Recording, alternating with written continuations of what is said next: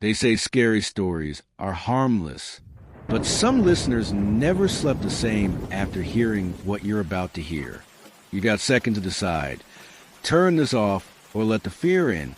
If you're still here, hit like and subscribe before you forget. And tell me, where are you watching from and what time is it? It helps me bring the next story closer to you. Have you ever been camping in the woods when the weather takes a sudden turn? There's something eerily beautiful about being nestled in a tent whilst rain drums against the canvas above. Quite relaxing, really. At least, that's what I used to think. I wonder, as you're listening to this now, can you hear the rain outside? Or perhaps you're warm and dry, tucked away safely indoors? I envy you that comfort, because ever since that weekend last autumn, the sound of rainfall doesn't bring me peace anymore. Instead, it takes me right back to those woods, to that trail, to that night. I've always been a bit of an outdoor enthusiast. You see, nothing extreme, just weekend hikes and the occasional camping trip. My mates had mostly outgrown it, preferring the comfort of pubs and city breaks. But I still enjoyed the occasional solitary excursion to clear my head. That particular weekend, I planned a 2-day trek through Wickwood Forest. It's an ancient woodland in Oxfordshire, not terribly remote by British standards, but secluded enough to feel properly disconnected. The forecast had mentioned a slight chance of rain, but nothing significant. Just a typical autumn weekend in England, cool but manageable. I arrived at the car park near the trailhead around 2 in the afternoon. The sky was overcast, a uniform gray blanket stretching from horizon to horizon, but the air was still dry. I shouldered my rucksack, double-checked my map, and set off along the main path. The plan was simple. Hike about 5 miles in, set up camp in one of the designated areas, and then complete a loop the following day before heading back to the car park. I'd done similar routes dozens of times before. Nothing challenging, nothing dangerous. For the first few hours, everything was precisely as expected. The forest was peaceful, with only the occasional dog walker or fellow hiker passing by. The trails were well marked, and despite the gloomy sky, the temperature remained pleasant enough for walking. Around 5 o'clock, I noticed the first few droplets of rain, just a light drizzle at first.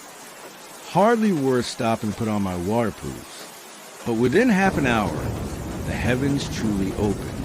The rain came down in sheets, pounding against the leaf litter and turning the dirt path into slick mud beneath my boots. I paused under a particularly dense canopy of trees to pull on my rain jacket and cover my rucksack. According to my map, I had about another mile before reaching the camping area. The sensible thing would have been to press on, but as I studied the increasingly soggy paper map, I noticed a small trail branching off the right that I hadn't spotted before. It wasn't marked on my map, but it seemed well trodden, winding deeper into a particularly ancient-looking section of forest.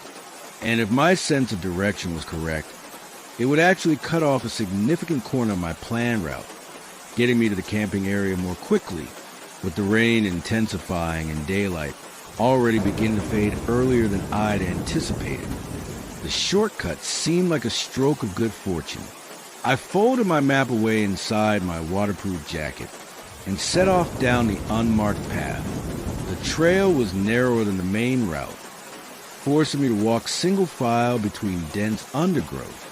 The trees here were older, their trunks wider and more gnarled, their branches forming a twisted canopy overhead that seemed to trap the gloom beneath it. Despite the thick foliage, it offered surprisingly little shelter from the strengthening downpour. 20 minutes along this new path, I began to question my decision. The trail hadn't rejoined the main route as I'd expected. Instead, it seemed to be leading deeper into an increasingly wild part of the forest. The ground underfoot had become treacherously slick, and twice I nearly lost my footing on exposed roots hidden beneath muddy puddles. I stopped and pulled out my map again, but the paper was now soaked through, the ink beginning to run in places. I tried to match what I could see around me to what was marked, but nothing aligned. Logically, I knew I should turn back, retrace my steps to the main path. But the rain was now coming down so heavily that the thought of extending my journey was distinctly unappealing. Besides, I reasoned, all paths in these woods must eventually lead somewhere. British forests aren't vast wilderness areas. Eventually, I'd hit a road, a village, or circle back to a main trail. So I pressed on, the rain drumming against my hood, my breath fogging in the increasingly chilly air. As dusk approached, the forest took on a different character. The rain seemed to amplify every other sound. The creak of branches, the rustle of leaves, the occasional snap of twigs. I found myself walking faster, eager to reach the camping area before complete darkness fell. But the path showed no signs of ending or rejoining a main route. If anything, it seemed to be growing even less distinct, as if fewer and fewer people had trodden this way. Eventually, I had to switch on my head torch, its beam cutting weakly through the rain and gathering gloom. I'm not sure exactly when I first got the feeling I wasn't alone, but once it took hold, I couldn't shake it. Have you ever had that sensation?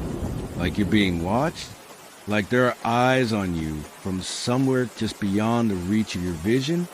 I kept glancing back over my shoulder, but all I could see was the murky darkness of the forest behind me, raindrops catching in my torchlight. The rational part of my brain knew it was just nerves, being lost in an unfamiliar part of the woods, as night fell would make anyone jumpy. And yet, I quickened my pace further, my boots squelching in the mud. The rain was relentless now, a constant, pounding rhythm that seemed to match my heartbeat. I was soaked through despite my waterproofs, water running down my neck and making me shiver. After what felt like hours, but was probably only 40 minutes, I spotted something through the trees ahead. A small clearing. Relief flooded through me. Even if it wasn't the designated camping area, it would be a place to set up my tent and get out of this wretched downpour. I hurried forward, pushing through a final barrier of wet underbrush, and emerged into a roughly circular space perhaps 15 meters across. The rain fell unobstructed here, but the ground was relatively flat, suitable for camping. As I swept my torchlight around the clearing, something caught my eye near the far edge. At first, I thought it was just another tree, but its shape was too regular, too artificial. Moving closer, I realized it was a small stone structure, something like a shepherd's hut or an old gamekeeper's shelter. It was crude but solid, built from rough-hewn local stone with a slate roof. A single small window, now empty of glass, gaped darkly at me. Beside it was a low doorway, the wooden door hanging askew from rusted hinges. I hesitated. On one hand, a solid structure would provide better shelter than my tent in this weather. On the other hand, there was something unsettling about finding this hut so deep in the woods, unmarked on any map. But the rain was coming down harder than ever, and my fingers were growing numb with cold. Practical concerns went out over vague unease. I approached the hut and shone my torch through the doorway. The interior was small and simple, a single room with a dirt floor. There was an ancient-looking stone fireplace on one wall, a rough wooden shelf, and what might once have been a bed frame, but was now just a pile of rotting timber in one corner. The roof appeared intact, though, and it was blessedly dry inside. I ducked through the low doorway, setting my rucksack down with a sigh of relief. The sound of the rain was muffled now. a gentle patter on the slate above rather than the driving deluge outside. I decided to try and make myself comfortable. While a fire would have been wonderful, all the wood for miles around would be soaking wet. Instead, I changed into dry clothes, laid out my sleeping bag on the cleanest patch of floor I could find, and prepared a cold meal of trail mix and energy bars. As I sat there, chewing mechanically on my unappetizing dinner, I found my gaze continually drawn to the small window. From where I sat, all I could see was darkness, an oppressive, absolute black that seemed to press against the glass like something tangible. I switched off my head torch briefly, hoping my eyes would adjust and I might see stars and the outline of trees. But there was nothing, just that impenetrable wall of darkness. I quickly turned the light back on, an inexplicable shiver running down my spine. To distract myself, I explored the hut more thoroughly. The shelf held a few items, an ancient tin mug corroded with rust, a broken clay pipe, and most interestingly, a small leather-bound book. The book's pages were yellowed and warped with age and damp, but parts were still legible. It appeared to be a journal of sorts, dating from the 1920s based on the few dates I could make out. The handwriting was spidery and difficult to decipher, especially by torchlight, but I managed to read fragments. It belonged to someone named Thomas, apparently a gamekeeper or forester who used his hut as a base. Most entries were mundane, notes about weather, wildlife sightings, tasks completed. But as I flipped through, the tone of the entries changed. Thomas began writing about strange noises in the woods at night, about feeling watched, about paths that seemed to shift and change when he wasn't looking directly at them. In one particularly clear passage, he wrote, "The rain came again tonight, always the rain, and with it, the whispers. They're closer now. I should never have followed the unmarked trail." I closed the book with a snap, suddenly aware of how silent it had become outside. The rain had stopped, not gradually petered out, but stopped all at once, as if someone had turned off a tap. The silence was absolute, oppressive, and then I heard it, a soft, wet sound from outside, like footsteps in mud, circling the hut, slow, deliberate steps that paused occasionally, as if whatever made them was listening. I held my breath, ears straining. There was again a squelching step, followed by another. They didn't sound like animal movements. They were too measured, too purposeful. "Hello?" I called out, trying to keep my voice steady. "Is someone there?" No response. Just another squelching step, closer to the door now. I scrambled to my feet, heart hammering against my ribs. "Who's there?"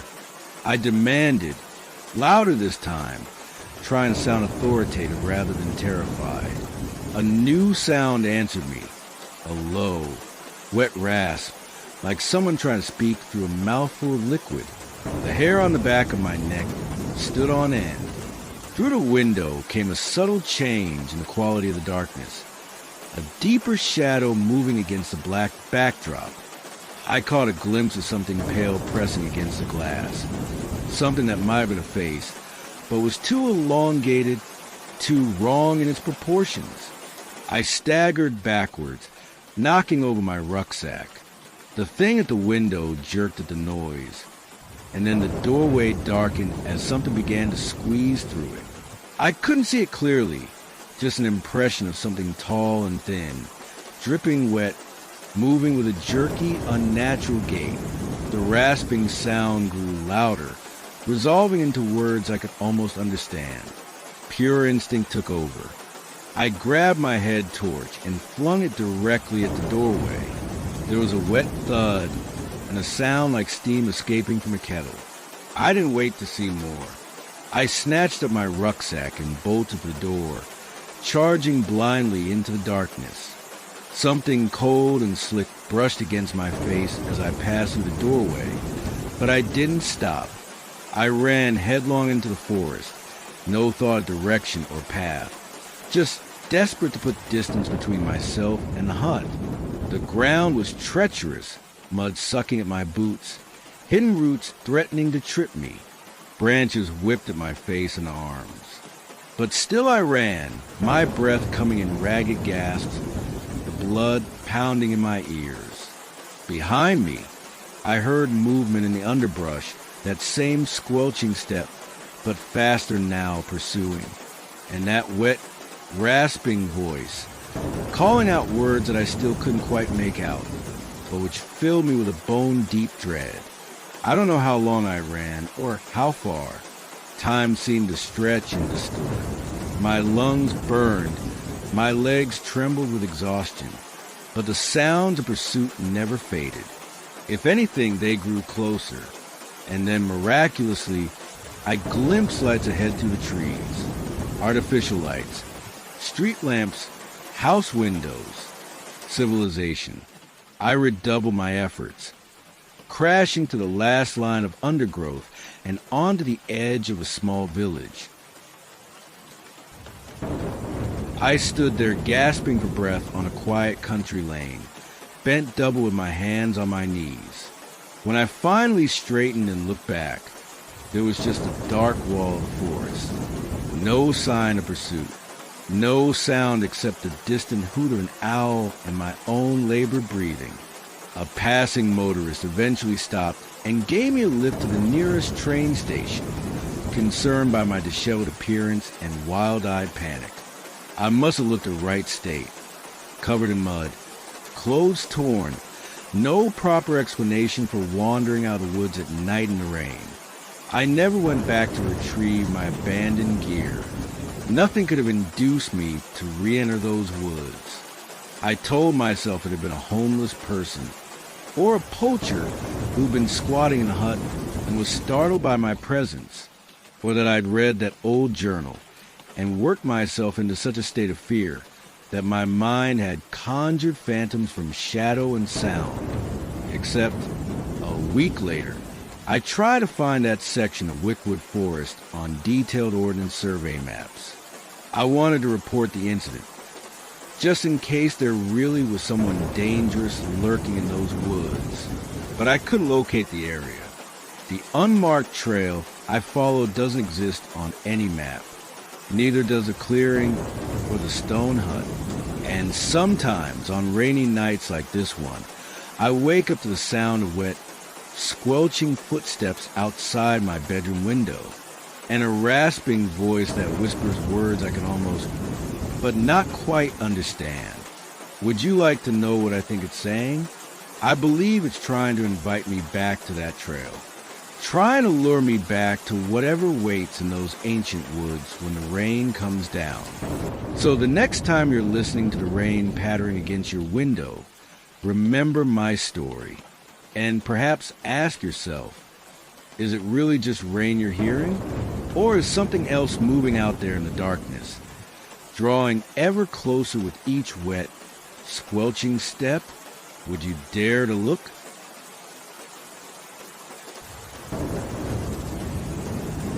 Do you ever drive past those roadside service stations in the dead of night?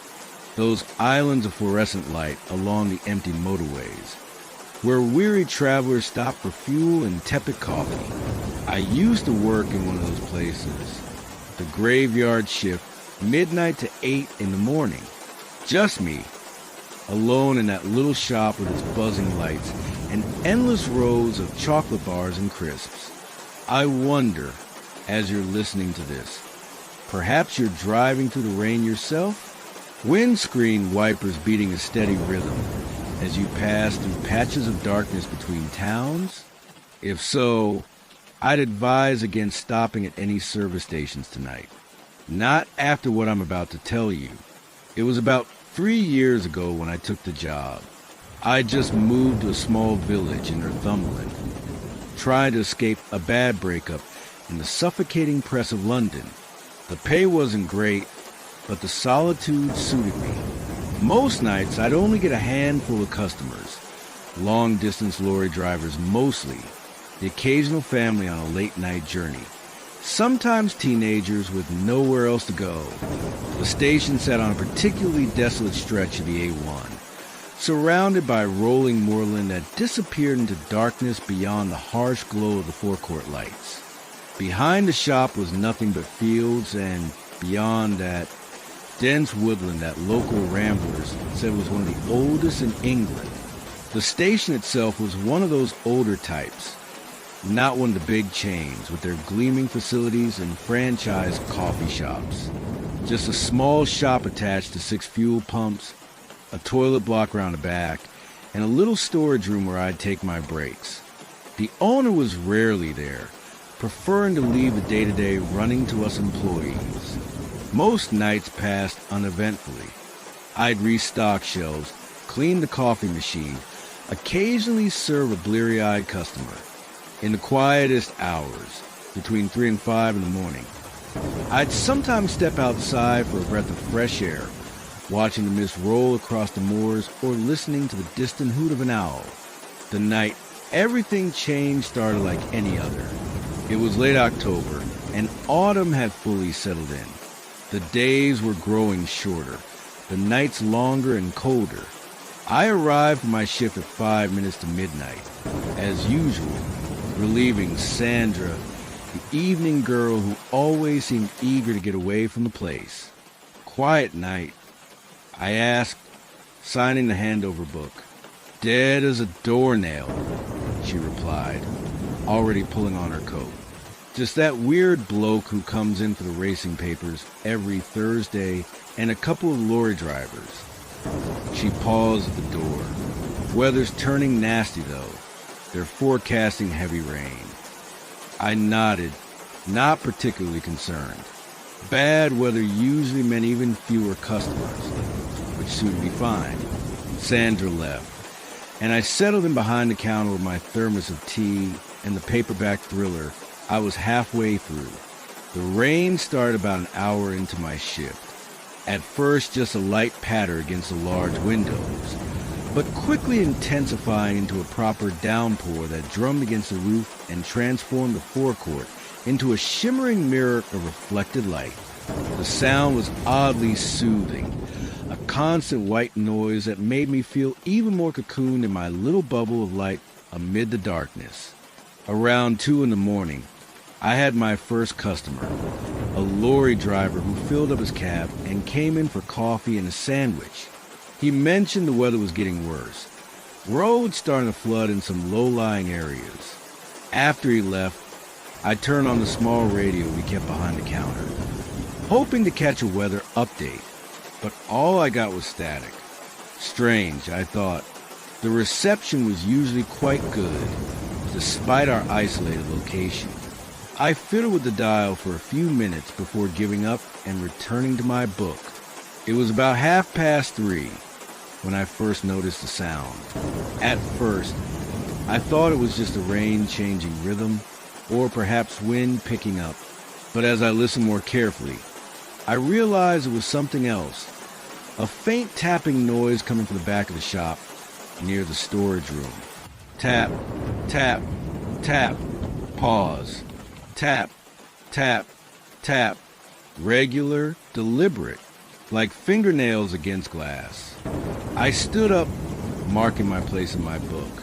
It was probably just a branch from one of the nearby trees, blown loose in the storm and knocking against a window.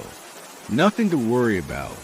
Still, I grabbed the heavy torch we kept under the counter before heading to investigate. The shop was L-shaped, with the main retail area extending to the left of the counter and a short corridor to the right leading to the storage room and staff toilet. The tapping seemed to be coming from somewhere down this corridor. The fluorescent light in the hallway flickered as I approached, casting unsettling, stuttering shadows along the walls. The tapping continued, more insistent now. Tap, tap, tap. Pause. Tap, tap, tap.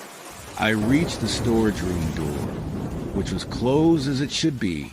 The sound wasn't coming from in there. but from further along, near the fire exit at the very back of the building.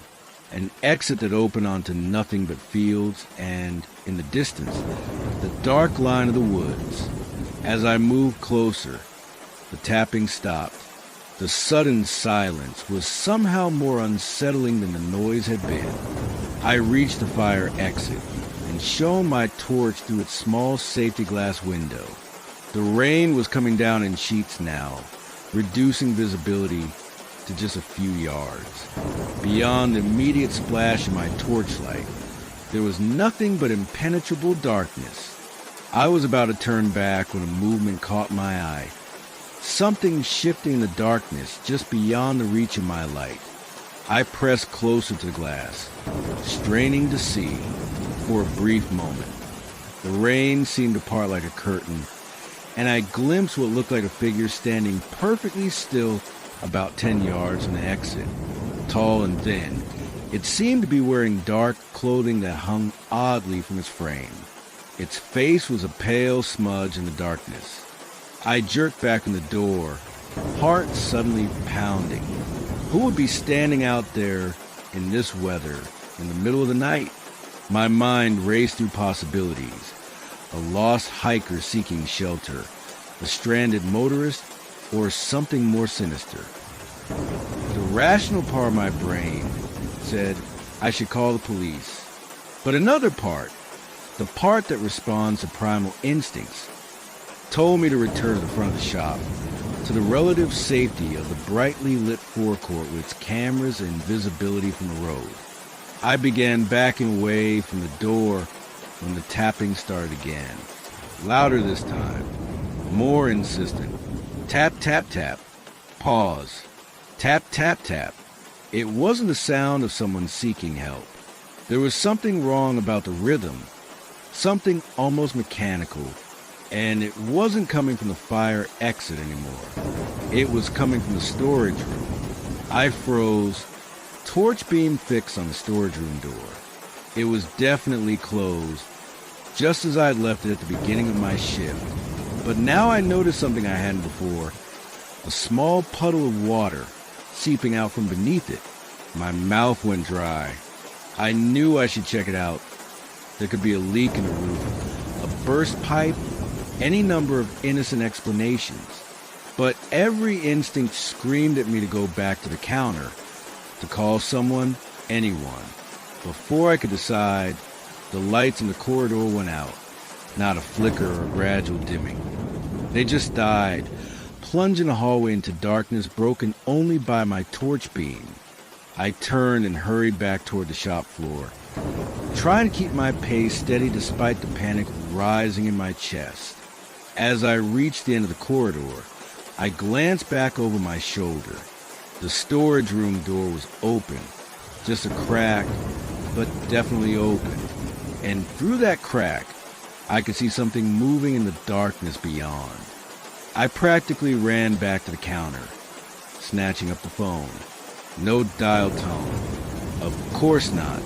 The lines were probably down because of the storm. I pulled out my mobile phone instead. No signal. Also not surprising given our location.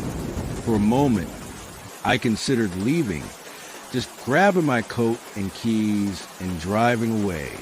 But I couldn't. I'd lose my job for abandoning my post. And despite being spooked, I had no concrete reason to flee. It was probably just my imagination playing tricks, enhanced by the late hour and isolation. I decided to stay behind the counter and keep an eye on the corridor. If anyone or anything emerged from the storage room, I'd see them. I had the torch, and under the counter was a cricket bat the owner kept there for security. The next hour passed in agonizing slowness. The rain continued its relentless drumming on the roof. Occasionally, I'd hear other noises, creaks and groans in the building, the hum of the refrigeration units cycling on and off. Normal sound that suddenly seemed sinister. At 4:47 a.m., I remember checking the clock obsessively. Headlights swept across the forecourt as a car pulled up to the pumps. The relief, I felt was almost painful. Another human being, someone to break this bubble of isolation and fear. It was a small blue Ford, and the driver was a middle-aged man in a rumpled suit. He came in after filling up, nodding politely as he approached the counter to pay. "Nasty night," he commented, handing over his credit card. "Yeah," I agreed, grateful for the mundane interaction. "Been driving long?" "Since Glasgow," he replied, stifling a yawn. "Heading to Newcastle for a morning meeting. Wouldn't have stopped, but the fuel light came on." As I processed his payment, I debated whether to mention my concerns. Would he think I was ridiculous? Jumping at shadows? Probably. But having another person verify that everything was normal might help settle my nerves. "Actually," I began hesitantly, "have you noticed anything strange outside? Anyone hanging around the back of the building, maybe?" He raised an eyebrow. "No, nothing like that. Just the rain." "Why do you ask?" I was about to explain when a movement in my peripheral vision caught my attention.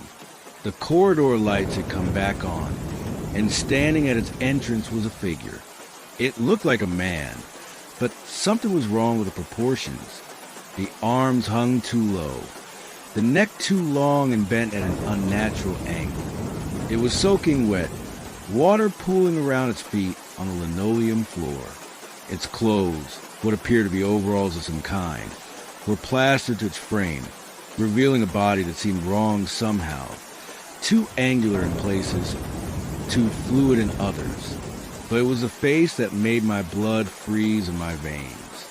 It was like a crude approximation of a human face. Features in roughly the right places, but distorted, as if someone had described a face to a sculptor who had never actually seen one. The eyes were too large and oddly spaced. The mouth a slash-like gash that stretched too wide across the lower part of the face. "Everything all right?" the customer asked. Following my gaze, "You've gone quite pale." I tore my eyes away from the figure to look at him. "Don't you see it?" I whispered. "There in the corridor." He turned and looked directly at the spot where the thing stood, water now streaming from its clothes to form a substantial puddle. "See what? The storeroom? Is someone there?" He couldn't see it. The realization hit me like a physical blow. Either I was hallucinating, or the thing was somehow only visible to me. The figure took a step forward, the movement jerky and wrong, like stop-motion animation. Its mouth opened wider than should have been physically possible, revealing rows of needle-like teeth. "Actually," I said, my voice surprisingly steady despite the terror coursing through me, "I think there's a problem with the electrics. Lights keep going on and off, probably because of the storm." The customer nodded sympathetically. "My sister's place gets like that in bad weather. You all alone here?" "My colleague is in the back." I lied, just taking inventory. He seemed satisfied with this and, after collecting his receipt, headed for the door. "Drive safely." I called after him, the routine phrase absurdly normal in the circumstances. As the door closed behind him, I heard a wet, slithering sound. The figure was now halfway across the shop floor, moving with that same jerky gait. Up close, I could see that what I had taken for wet overalls was actually not fabric at all, but something like leathery skin, slick with water or some other fluid. I grabbed the cricket bat from under the counter and held it in front of me. "Stay back," I warned, my voice cracking. "I don't know what you are or what you want, but you need..." The thing stopped, head tilting at an impossible angle, nearly 180 degrees. That gash-like mouth opened again, and a sound emerged, not speech, but a gurgling, bubbling noise like water being forced through a narrow pipe. Then, horribly, it began to change shape. The transformation was subtle at first. the facial features shifting, rearranging themselves, the body straightening, becoming more recognizably human. And then I realized with dawning horror what was happening. It was mimicking me, the face morphing into a crude approximation of my own, the body adjusting to match my height and build. Within seconds, I was looking at a twisted mirror image of myself, still dripping with water, still moving with that unnatural, jerky motion. "What are you?" I whispered, the cricket bat now trembling in my grasp. The thing that wore my face opened its mouth, and this time, words came out in my voice but distorted as if heard underwater. "I am becoming." That was when I ran. I didn't bother with my coat or keys or phone. I just dropped everything and bolted the door, bursting out into the rain-lashed night. I sprinted across the forecourt and onto the road. Not caring which direction, I went as long as it was away from that thing. I ran until my lungs burned, until the service station was just a distant glow behind me. Only then did I stop, bending double with my hands on my knees, gasping for breath as the rain soaked through my uniform. A car approached, headlights cutting through the downpour. I waved frantically, and miraculously, it slowed to a stop. It was a police car on routine patrol. The officer rolled down his window, frowning at my bedraggled appearance. "Everything all right?" Through chattering teeth, I tried to explain about the figure in the rain, about it coming into the shop, about the impossible transformation. Even as the words left my mouth, I knew how it sounded. Delusional, hysterical, the product of too many late nights and isolation. The officer exchanged glances with his partner. "Let's go back to the service station, shall we? Sort this out." I protested, panic rising again, but they insisted.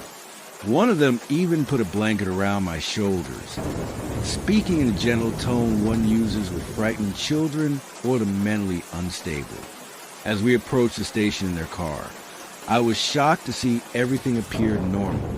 The lights were on, the forecourt empty and ordinary. "I'm sure there's a reasonable explanation," the officer said as we pulled up. "Let's go inside and have a look around."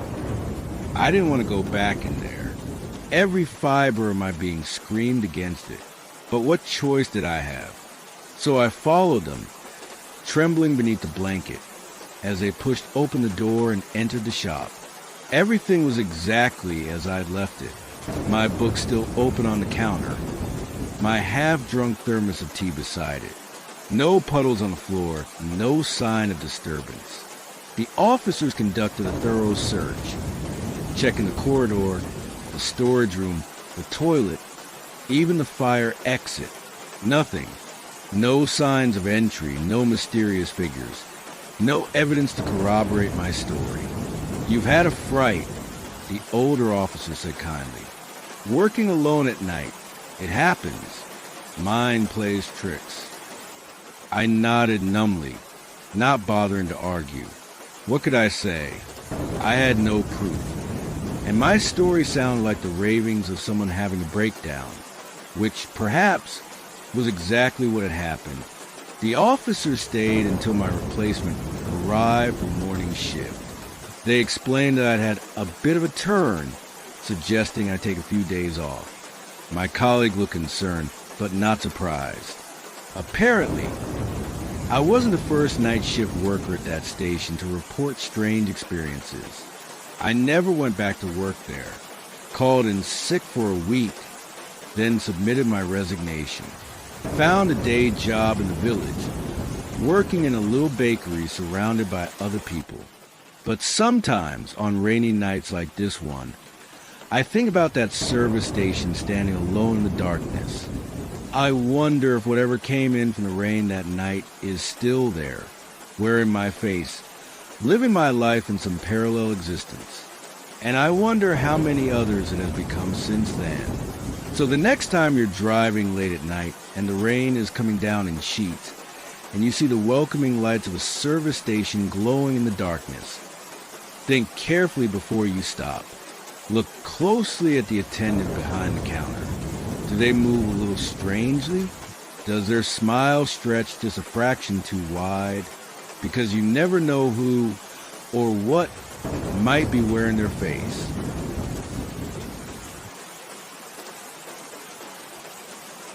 Have you ever taken a wrong turn while driving at night? Found yourself on an unfamiliar road with nothing but darkness pressing on all sides? I'm sure most of you have. It's a common enough occurrence, isn't it? Usually nothing more than a minor inconvenience. A quick check of your sat NAV or mobile phone, and you're back on track. But what if I told you that some wrong turns can lead to places that aren't on any map? Places that perhaps weren't meant to be found at all? I can hear the rain pattering against your windows as you listen to this. It's comforting in a way, isn't it? That gentle rhythmic sound. It reminds you that you're safe, sheltered from the elements. I used to find it comforting too. Now it only reminds me of that night 2 years ago. The night I took the detour. I was driving back to Leeds from Edinburgh, where I'd been visiting my sister. It should have been a straightforward journey. Just follow the A1 south for a few hours. I'd done it countless times before. But on this particular evening, the weather took a turn for the worse about an hour into my drive. It started with a light drizzle that quickly intensified into a proper deluge. The kind of rain that overwhelms your windscreen wipers, that drums against the roof of your car like impatient fingers. Visibility dropped to mere yards, and I found myself hunched forward in my seat, straining to make out the road ahead. Then came the traffic alert on the radio. A lorry had jackknifed it across the A1 near Berwick-upon-Tweed, blocking all southbound lanes. The announcement advised drivers to seek alternative routes. I checked my sat NAV, which suggested a detour along B roads that would eventually rejoin the A1 further south. It would add about 40 minutes to my journey, but what choice did I have? I took the next exit, following directions onto a narrower, less well-lit road. The rain only seemed to intensify as I left the main highway behind. I found myself on a winding country lane, the hedgerows on either side appearing almost black in the darkness, creating the unsettling impression of driving through a tunnel. My headlights illuminated sheets of rain and little else. After about 15 minutes, I realized the sat NAV signal was becoming intermittent. The screen would freeze, then jump ahead, the calm female voice occasionally cutting in with directions that seemed increasingly dubious. "Turn left," she would say, though all I could see was an unbroken hedgerow.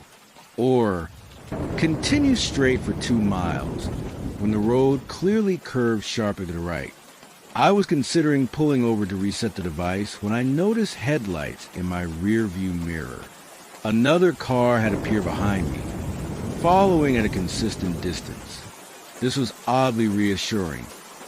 I wasn't the only one navigating these back roads in storm. If I was lost, at least I had company. The sat NAV chose that moment to announce. GPS signal lost, and the screen went blank. Perfect. I was now officially lost in the middle of nowhere in a torrential downpour, with night closing in. My phone showed no signal bars either. I'd have to rely on road signs, assuming I could find any. I continued driving, watching for any indication where I was or how to get back to a main road. The car behind maintained its distance, neither falling back nor drawing closer. Its headlights were the only reliable presence in my mirrors, twin beams cutting through the rain. After what felt like an eternity, but was probably only another 20 minutes, I spotted a sign looming out of the darkness. Slowing the car, I peered through the rain-streaked windscreen to read it. Withers Cross, 3 miles.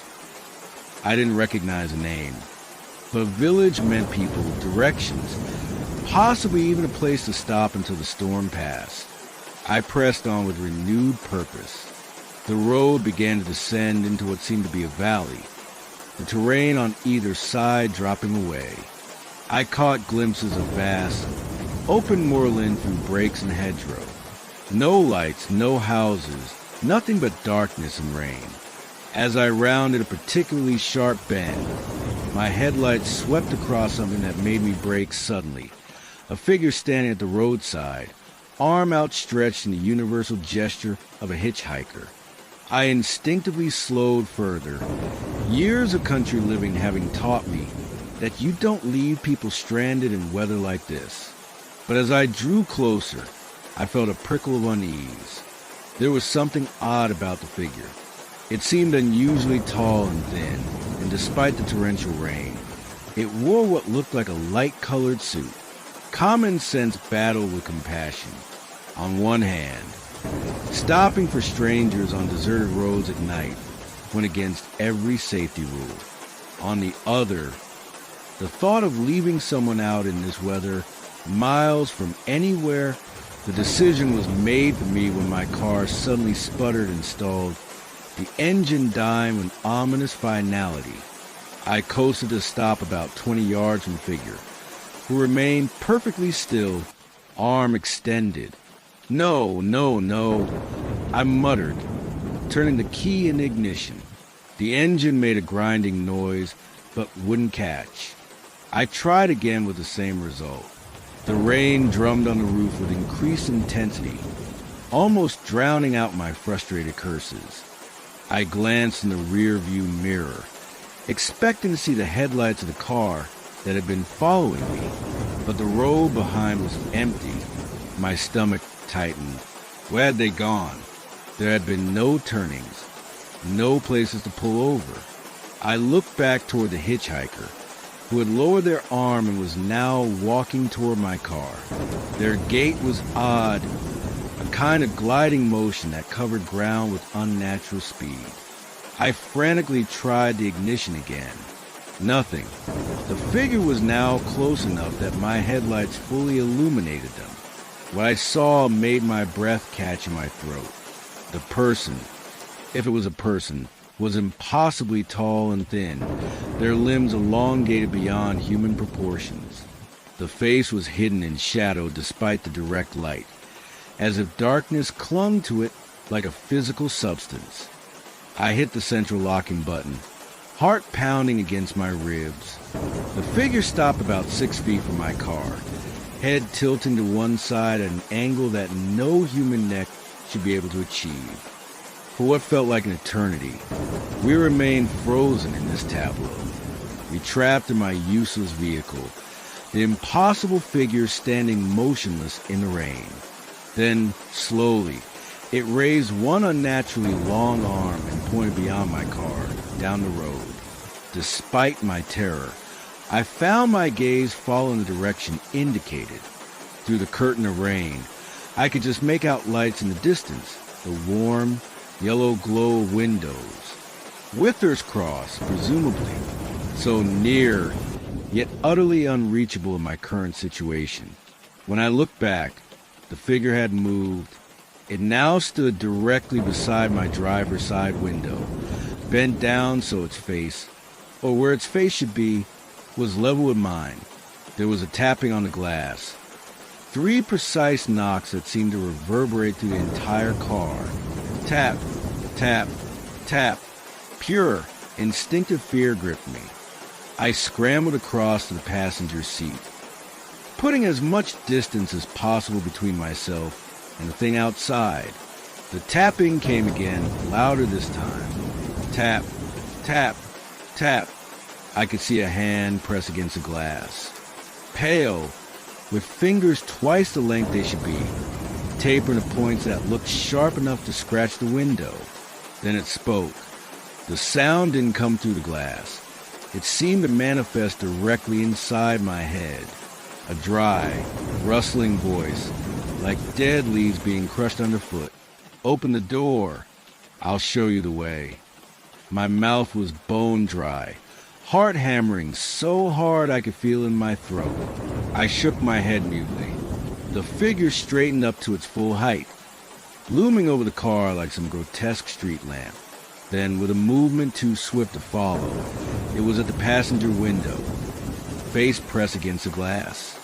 I still couldn't make out distinct features, just an impression of deep hollows where eyes should be, and a wide slash of darkness that might have been a mouth.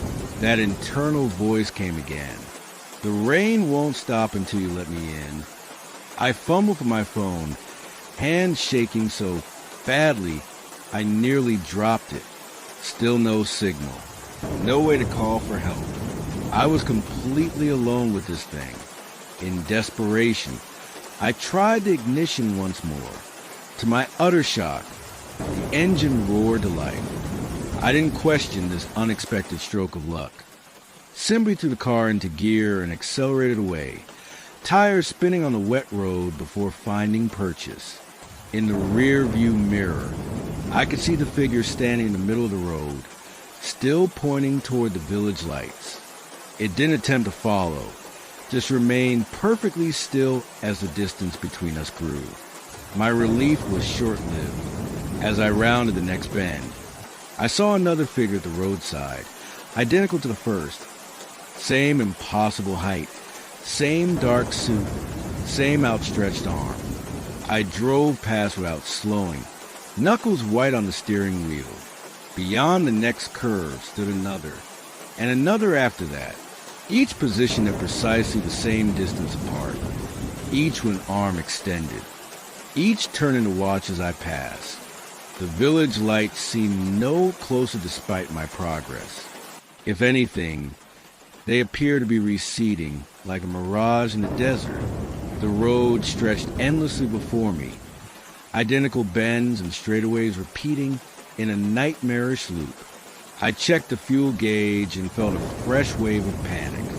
The needle hovered just above empty. How was that possible? I'd filled up just outside Edinburgh. As if on cue, the engine began to sputter again. No, not here. Not surrounded by these things. But the car had other ideas.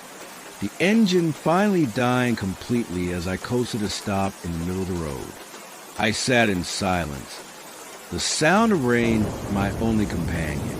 Through the fog windows, I could see dark shapes gathering at the periphery of my headlights' reach. Tall, impossibly thin silhouettes standing perfectly still, surrounding the car in a loose circle. One detached itself from the group and approached, moving with that same gliding gait that seemed to devour distance without visible steps. It came to the driver's window and bent down, a pale hand raised, index finger extended, and traced letters in the condensation on the outside of the glass. L-E-T-M-E-I-N. I closed my eyes, drew several deep breaths, and tried to think rationally. These things, whatever they were, had made no violent moves toward me.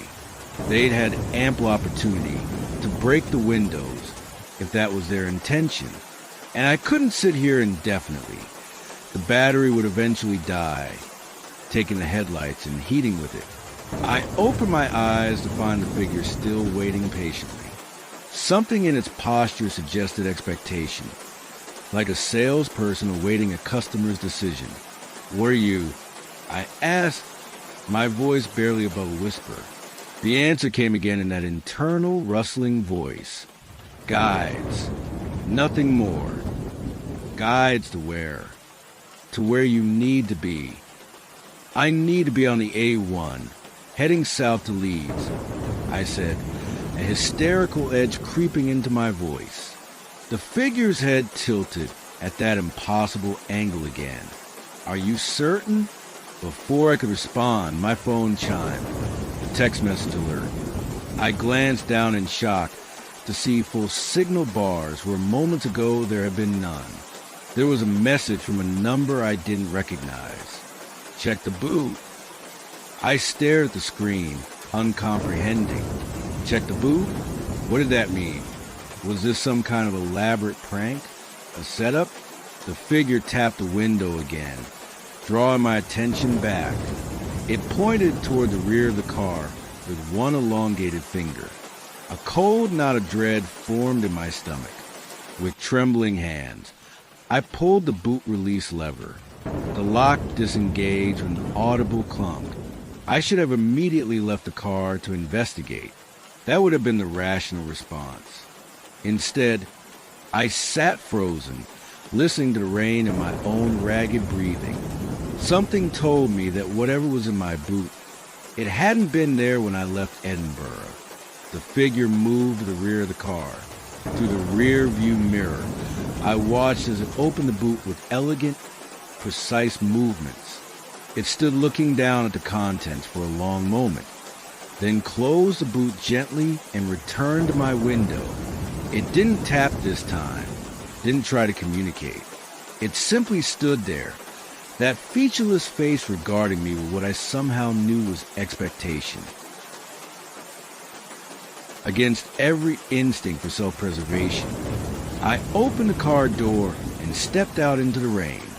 It was bitingly cold, instantly soaking through my clothes.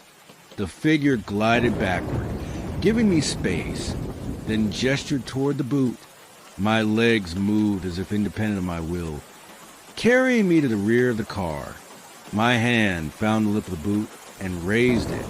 The interior light illuminated what lay within, and my world tilted sideways. A body, a woman, curled into a fetal position, eyes closed as if sleeping. But no one could sleep so still, so pale. Dark hair spilled across her bloodless face. A face I recognized with a shock of disbelief. It was my sister. The sister I had just visited in Edinburgh. The sister who had waved goodbye from her doorstep mere hours ago. I staggered backward, a denial die in my throat. It wasn't possible. It couldn't be. The tall figure was beside me suddenly, that internal voice whispering, "Time works differently on this road. What has happened has not yet happened. What will happen has already happened." I don't understand. I gasped. "The detour," it said, as if this explained everything. Some are random, some are necessary. I looked from the impossible corpse to the impossible being beside me. "What are you saying? That I did this?" "No, but you will be there when it happens. You will try to stop it, and you will fail." The other figures had drawn closer, forming a semicircle around the car. One of them held out something in its elongated hand. My sister's phone. The message is already typed. The first figure said, "All you need to do is press send." I took the phone with numb fingers. On the screen was a draft message. "Heading out to meet someone. Don't worry if you don't hear from me for a few days." The recipient was listed as Mom. "I don't understand," I repeated, voice breaking. "Why show me this? Why not just let it happen if it's inevitable?" "Because choices matter," the figure said, "even when the outcome is fixed." "What choice?" "You're saying it's going to happen no matter what." "The choice is what you do now," it replied. "Send the message, and events unfold as they must. Don't send it, and the consequences spread beyond what you can imagine." I looked down at the phone in my hand, then at my sister's body, so still and pale in the boot of my car. A car I had been driving alone all evening. Hadn't I? Memories began to blur and shift in my mind. Had I really left Edinburgh alone? Or had my sister decided at the last minute to come with me? To surprise our parents? Had we argued during the drive? Had I pulled over in anger? Had I... No, that wasn't right. I hadn't done anything. I couldn't have. This wasn't real. "Time is fluid on the detour," the figure said, as if reading my thoughts. "What has not yet happened exists alongside what is happening now." Rain pounded around us. soaking me to the skin while leaving the tall figures mysteriously dry. The village light still glimmered in the distance, no closer than before. Send the message, the figure urged. Complete the circle. With a sense of unreality, I looked down at the phone, my thumb hovering over the send button. Was I really considering this? Participating in some kind of cover-up for a crime I couldn't commit? But what if they were right? What if this was somehow inevitable, and my only choice was whether to contain the damage? I pressed send. The moment the message went through, the rain stopped. Not gradually, but all at once, as if someone had flipped a switch. The clouds overhead parted, revealing a night sky brilliant with stars. I looked back at the boot, steeling myself for another glimpse of the horror within. But it was empty. Just the usual spare tire, jack, and jumper cables I always kept there. When I turned around, the figures were gone. The road ahead was clear, stretching toward the village lights that now seemed much closer. My car started on the first try. The sat NAV sprang back to life, calmly informing me that I was only 2 miles from rejoining the A1. The detour was over. I drove in a state of numb shock, following the directions mechanically. Within 20 minutes, I was back on the main road, surrounded by the reassuring presence of other traffic. The rest of the journey passed in a blur. I kept checking my phone, half expecting to see that the message had never been sent, that the entire episode had been some sort of stress-induced hallucination. But the message was there in the sent items folder. And when I tried calling my sister's number, it went straight to voicemail. I arrived home in Leeds just after midnight. No police cars awaited me. No evidence that anything out of the ordinary had occurred. I fell into bed fully clothed, too exhausted and confused to do anything else. The next morning, I awoke to a call from my mother, asking if I'd heard from my sister. Apparently, she'd sent Mom a text saying not to expect contact for a few days, but now wasn't answering calls. 3 days later, my sister's body was found in a wooded area near Edinburgh. The police determined she had been murdered the night I left her city, the same night I encountered those things on the detour. I was in Leeds when it happened, a fact confirmed by motorway cameras, petrol station receipts, and neighbors who saw me arrive home. I couldn't have done it. It was impossible. And yet I had seen her body in my boot. I had sent that text from her phone, a phone later found smashed beyond recovery in the woods beside her body. How could I have had it on that rain-soaked road if I hadn't been there when she died? The police never identified her killer. The case remains unsolved. As for the village of Withers Cross, it doesn't exist on any map I've been able to find. The road I took that night, the detour, seems to have vanished as completely as the tall figures who guided me along it. But sometimes, when it rains particularly hard, I think I can hear tapping on my window, 3 precise knocks that seem to echo through my entire home. Tap, tap, tap, and I know they're still out there, on roads that don't quite exist, guiding travelers through detours in time and space, showing them things that haven't happened yet, or perhaps have already happened, or perhaps both. So the next time you're driving in the rain and your set NAV suggests a detour, consider ignoring it. Sit in traffic. Wait it out, because some roads, once taken, can never truly be left behind. And some guides, once encountered, never really leave you. Would you take the detour? I wonder, as the rain falls outside your window, are you certain the tapping you hear is just water against the glass?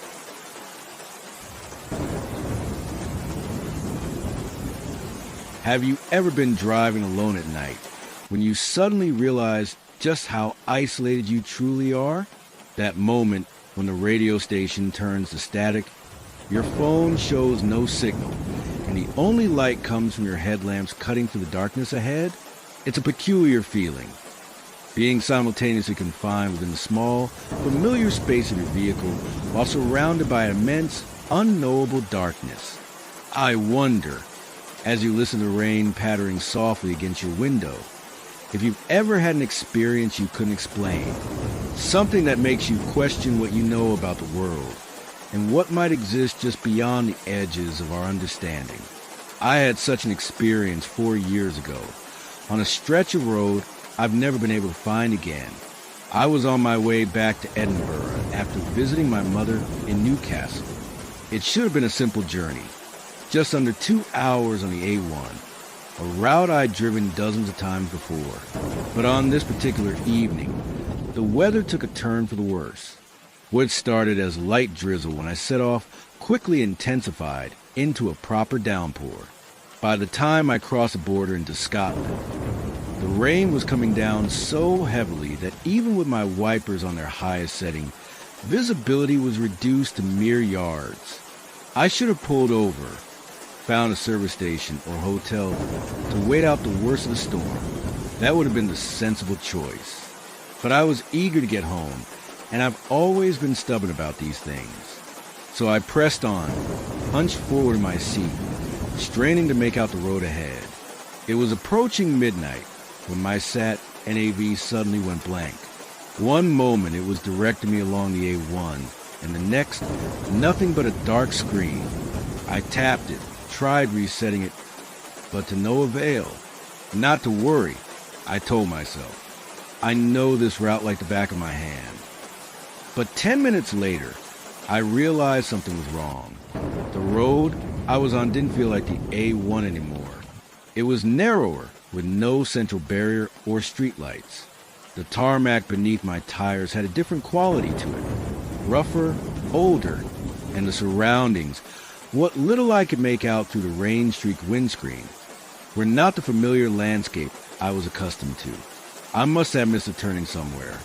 I reasoned. Perhaps a diversion had been set up due to flooding or an accident, and I'd failed to notice the signs in the poor visibility. I decided to pull over at the first opportunity and check my location on my phone, but there was nowhere to pull over. The road was hemmed in on both sides by dense woodland that pressed close to the edge of the tarmac. No laybys, no junctions, no signs of any kind. Just a single-track road cutting through an increasingly imposing forest. I checked my phone. No signal, not even emergency service coverage. I tried the radio, but found nothing but static across all frequencies. A sense of unease began to creep over me. I'd been driving on this unknown road for at least 15 minutes now, with no sign of junction or any way to turn around, and the forests on either side seemed to be growing denser, the trees taller and closer together, their branches forming a canopy overhead that somehow intensified the darkness despite the heavy rain. I considered turning around in the middle of the road, but it was too narrow, and with the poor visibility, I worried about ending up in a ditch. Better to press on and look for a junction or a wider section where I could safely maneuver. After what felt like an eternity, but was probably only another 10 minutes, I spotted something ahead, a faint glow through the curtain of rain. As I drew closer, it resolved into a single street lamp illuminating what appeared to be a petrol station. Relief washed over me. Civilization, at last. I could ask for directions, perhaps even wait out the storm. I slowed as I approached, turning into the small forecourt. It was an old-style petrol station, just 2 pumps and a small shop with a flat above it. A sign above the door simply read petrol in faded red letters. No brand name, no modern conveniences. The place had an air of neglect about it, but the lights were on, and at this point, I wasn't going to be picky. I parked beside one of the pumps and turned off the engine. For a moment, I sat listening to the rain drumming on the roof of my car, gathered my courage to make the dash to the shop entrance. There was something oddly uninviting about the place, despite its being the only sign of human presence I'd seen in miles. Finally, I pulled up my coat collar and made a run for it. The few yards between my car and the shop entrance enough to leave me thoroughly soaked. The door opened with a jangling of bells that seemed unnaturally loud in the quiet. The interior was dimly lit and smelled of damp and something else. A sweet, cloying scent I couldn't quite identify. Old-fashioned shelves stocked with dusty products lined the walls, and a glass counter ran along the back, behind which stood a single figure. The shopkeeper was an elderly man, rail-thin with a deeply lined face and eyes that seemed too pale, too watery, as if they'd been bleached by years of staring into darkness. He wore an old-fashioned shirt and waistcoat that might have been fashionable 30 years ago. "Evening," he said, his voice as dry and dusty as the surroundings. "Nasty night to be out driving." "Yes," I agreed, suddenly conscious of the water dripping from my coat onto the worn linoleum floor. "I'm afraid I've got a bit turned around. Could you tell me how to get back to the A1? The old man tilted his head slightly, regarding me with those unsettling pale eyes. "A1? That's quite a way from here." "Oh," I said, disappointment settling in my stomach. "Which road is this, then?" "I don't recall seeing any signs." "No signs," the man agreed. "Not on this road. Never been any need for them. Everyone who uses it knows where they're going." He paused and added, "But where they're meant to be." There was something in the way he said it that sent a shiver down my spine. "Right," I said, trying to keep my voice steady.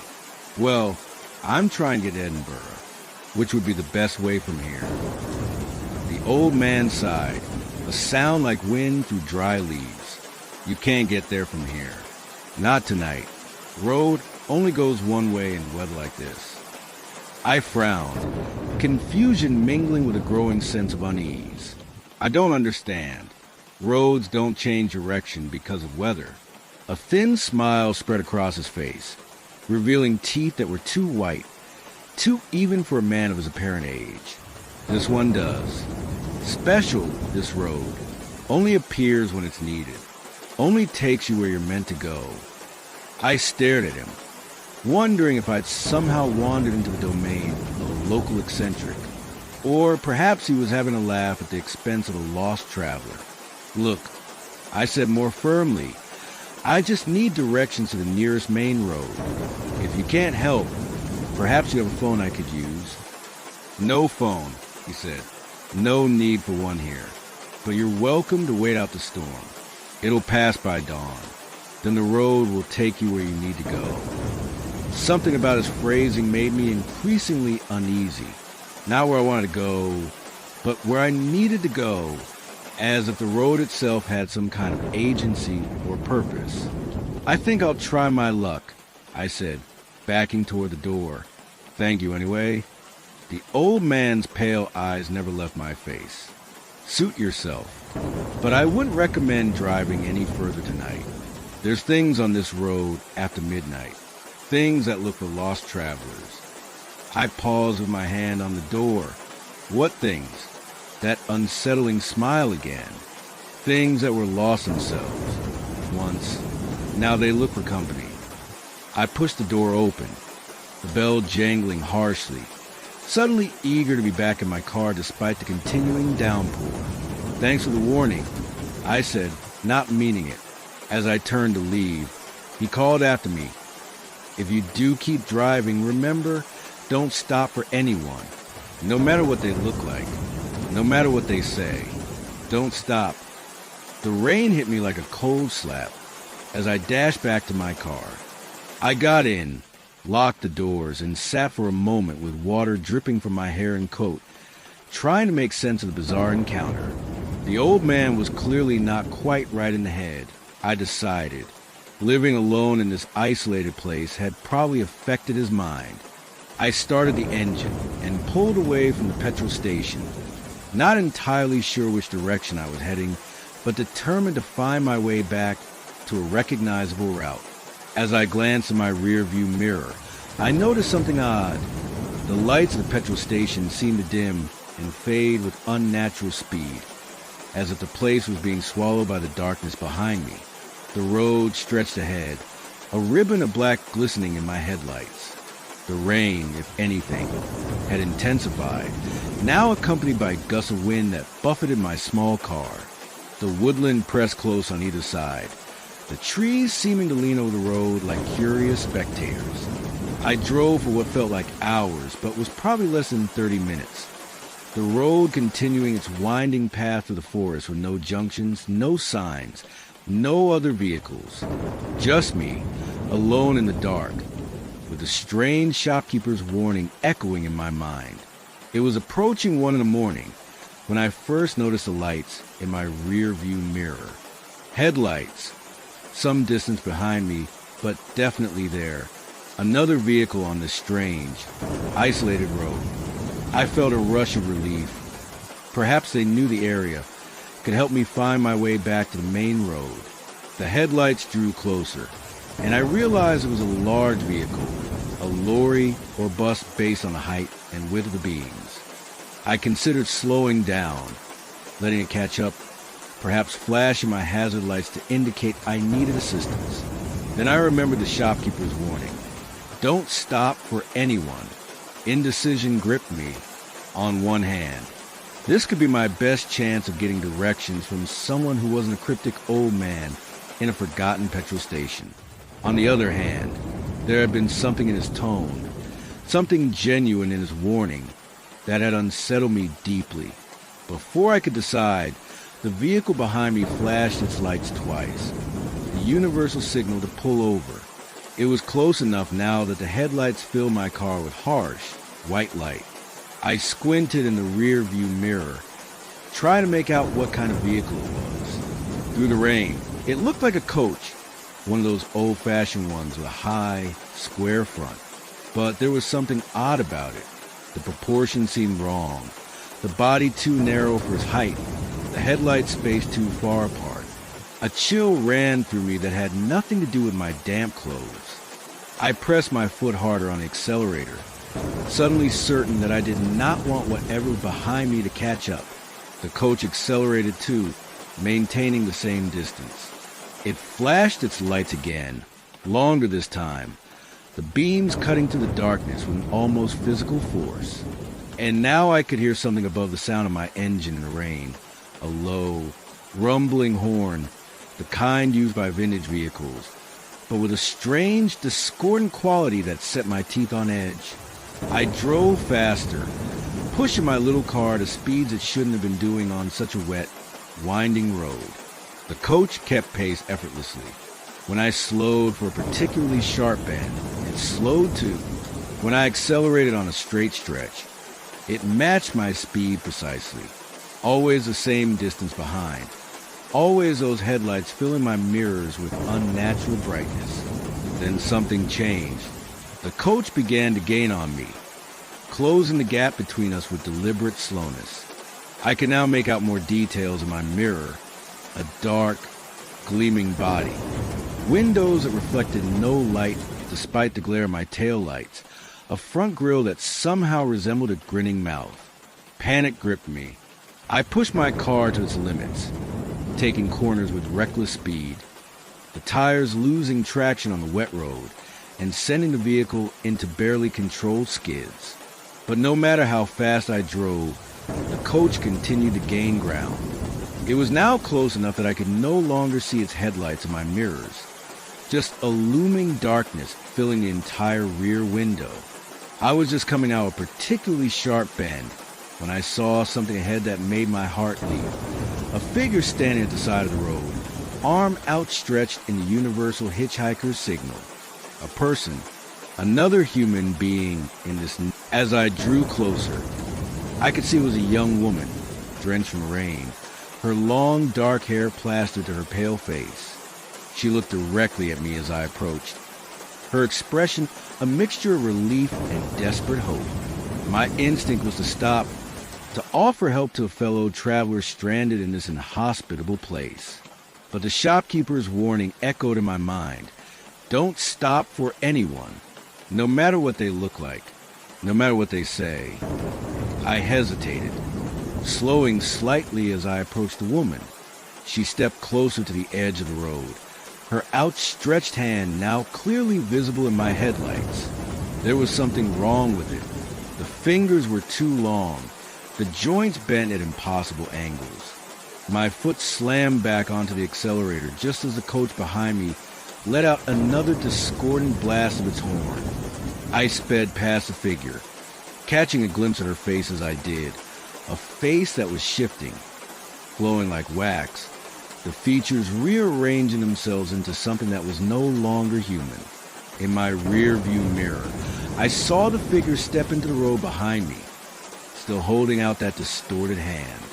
Then the coach's headlights illuminated her fully, and she turned toward it, arms still extended. The last I saw before a bend in the road obscured my view was a coach bearing down on her without slowing. There was no impact, no sound of collision, just a continuing rumble of the coach's engine as it resumed its pursuit of me. I drove in a state of blind panic now, no longer caring about the dangerous speed on the wet road, no longer looking for junctions or signs, just desperate to put distance between myself and whatever was behind me. More figures appeared at the roadside as I continued. Men, women, children, all with that same outstretched hand, all with something subtly wrong about their proportions or movements. I didn't slow for any of them, my knuckles white on the steering wheel as I sped past.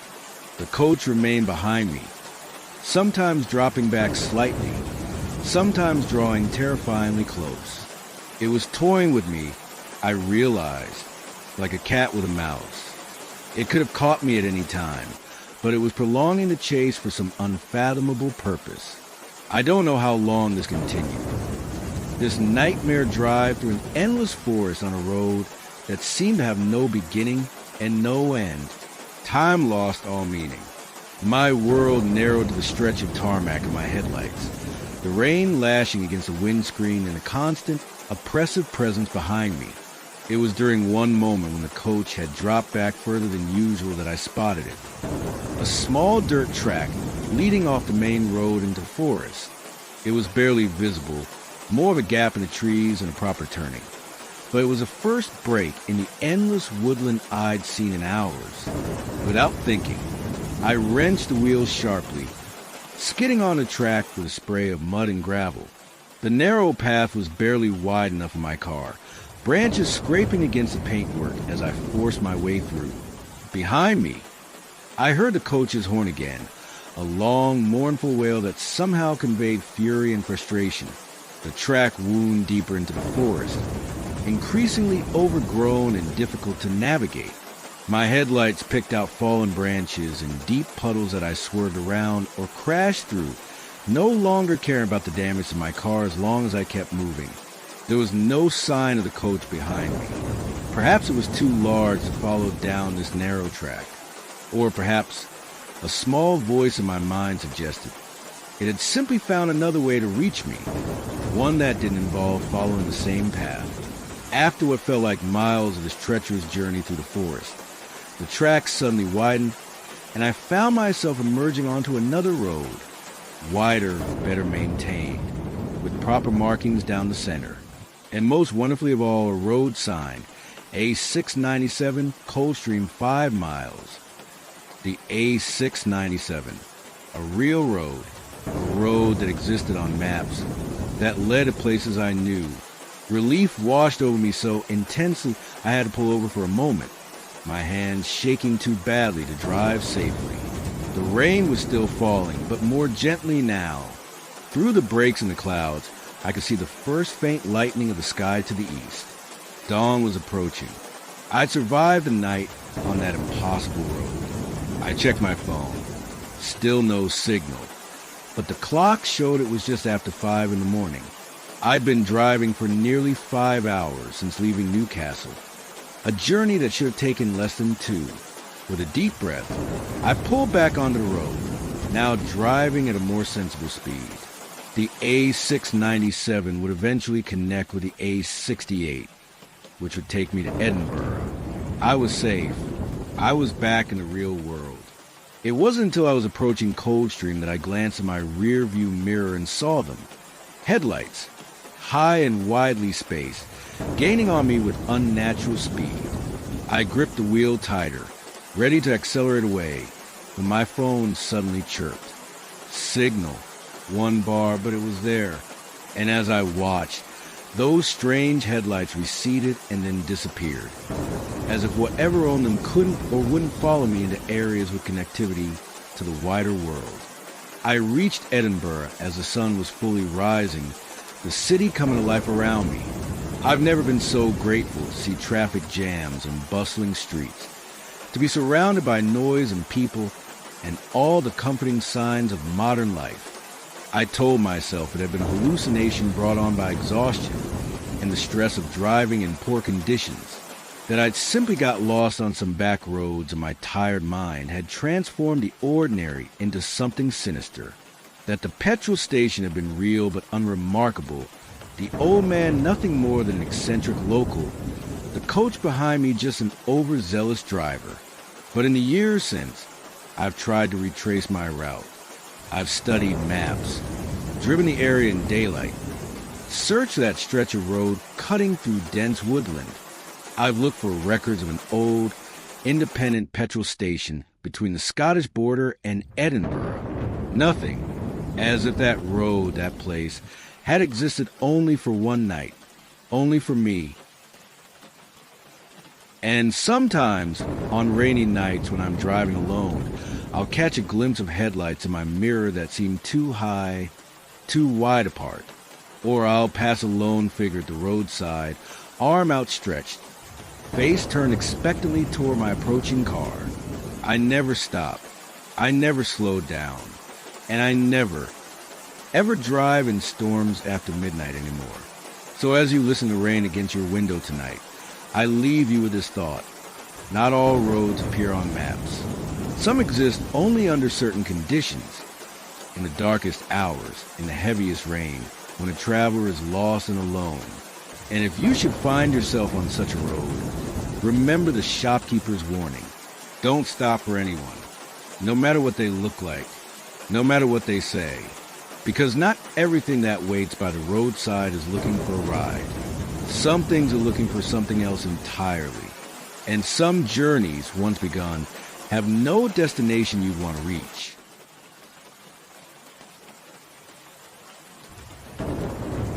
Have you ever lived in a block of flats? If you have, you'll know that peculiar feeling of isolation despite being surrounded by other people. Thin walls that let you hear snippets of your neighbors' lives, yet somehow maintain an impenetrable barrier between your world and theirs. The awareness that just a few feet away, separated only by plasterboard and insulation, complete strangers are living out their own dramas, their own joys and sorrows. I wonder, as the rain patters against your window tonight, if you've ever thought about the people who lived in your home before you, the lives that unfolded within those same walls, the emotions that might have seeped into the very fabric of the building. I never used to think about such things, until what happened in Flat 16. It was 3 years ago when I moved into Carlton House, an unassuming block of flats in a quiet suburb of Glasgow. Built in the 1960s, it had that slightly tired, institutional feel common to buildings of that era, functional rather than beautiful, with concrete staircases and narrow corridors lit by flickering fluorescent tubes. My flat, number 14, was on the 3rd floor, sandwiched between numbers 12 and 16 in a row of identical doors along an anonymous corridor. It was small, but suited my needs, an affordable place to live while I completed my postgraduate studies at the university. I moved in on a rainy September afternoon, the kind of soft, persistent Scottish rain that seems to seep into everything, the letting agent handed over the keys with minimal ceremony, mentioning only that the building was fully occupied except for flat 16 next door, which was currently being renovated between tenants. You might hear some workmen over the next few weeks, she said as she prepared to leave. They're fixing some water damage. Nothing major. I nodded, not particularly concerned. A bit of daytime noise was a small price to pay for a reasonably priced flat in a decent area. The first few weeks passed uneventfully. I settled into a routine, adjusting to life in Carlton House. My neighbors in Flat 12, an elderly couple named the Mackenzies, were quiet and polite. We exchanged pleasantries when we met in the corridor, but otherwise kept to ourselves. As for the promised renovation work in Flat 16, I occasionally heard sounds during the day, hammering, drilling, the scrape of furniture being moved, but nothing disruptive. It was around the beginning of October when I first noticed something odd. I was coming home late one evening after a study session at the university library. The rain, which had barely let up since I'd moved in, was particularly heavy that night, drumming against the windows in the stairwell as I made my way up to the third floor. As I approached my flat, I noticed a light shining from beneath the door of Flat 16. This in itself wasn't unusual. The workmen often left lights on. What struck me as strange was the sound coming from inside. Music, very faint, barely audible, but unmistakably there. A classical piece I couldn't quite identify, played on what sounded like an old gramophone, with that distinctive crackle and occasional skip. I paused, key in hand, listening. The letting agent hadn't mentioned that anyone had moved in. Perhaps the renovation had finished earlier than expected, and the flat had already been let. But at nearly midnight, it seemed an odd time for a new tenant to be playing music, especially through what sounded like antiquated equipment. As I stood there, the music abruptly stopped. Complete silence fell, not even the sound of movement from within. I waited a moment, oddly reluctant to be caught eavesdropping, then quietly unlocked my own door and slipped inside. I thought little more of it until 3 days later, when I ran into Mrs. Mackenzie while collecting my mail from the ground floor. After exchanging the usual pleasantries, I casually mentioned that it seemed someone had moved into Flat 16. Flat 16, her brow furrowed. "No, dear, that's still empty as far as I know. The workmen are still coming and going." "Oh," I said, confused. "I thought I heard music from there the other night." Something flickered across her face. A brief expression I couldn't quite interpret. Concern, perhaps, or something deeper. "Must have been the radio," she said after a pause. "The workmen probably left it on." I nodded, accepting this explanation despite its unlikelihood. What workman would leave a gramophone playing classical music at midnight? That evening, I paid more attention to the sound from next door. For hours, there was nothing. No music, no footsteps, no signs of occupancy. I had almost convinced myself that I'd imagined the whole thing when, just as I was preparing for bed around 11:30, I heard it again. The music, the same classical piece, with the same crackle and skip of a needle on vinyl. This time it was a little louder, clear enough that I could identify it as Chopin's Nocturne in E-flat major, a melancholy piece, made more so by the scratchy, imperfect reproduction. I pressed my ear against the wall, separating our flats. The music seemed to be coming from directly on the other side, presumably the living room of Flat 16, mirroring the layout of my own flat. And now I could hear something else beneath the music, a sound like soft sobbing, muffled but distinct. Someone was crying in Flat 16. My first instinct was concern. A new tenant, alone and upset? Should I knock, offer assistance? But then I remembered Mrs. Mackenzie's certainty that the flat was still unoccupied. And there was something about that crying, something that didn't quite sound right. The pitch was slightly off, the rhythm too regular, almost mechanical. I stepped back from the wall, a chill running down my spine despite the warmth of my flat. Whatever was happening next door, I decided it was better not to get involved. I put in earplugs, turned up my own music, and eventually fell into an uneasy sleep.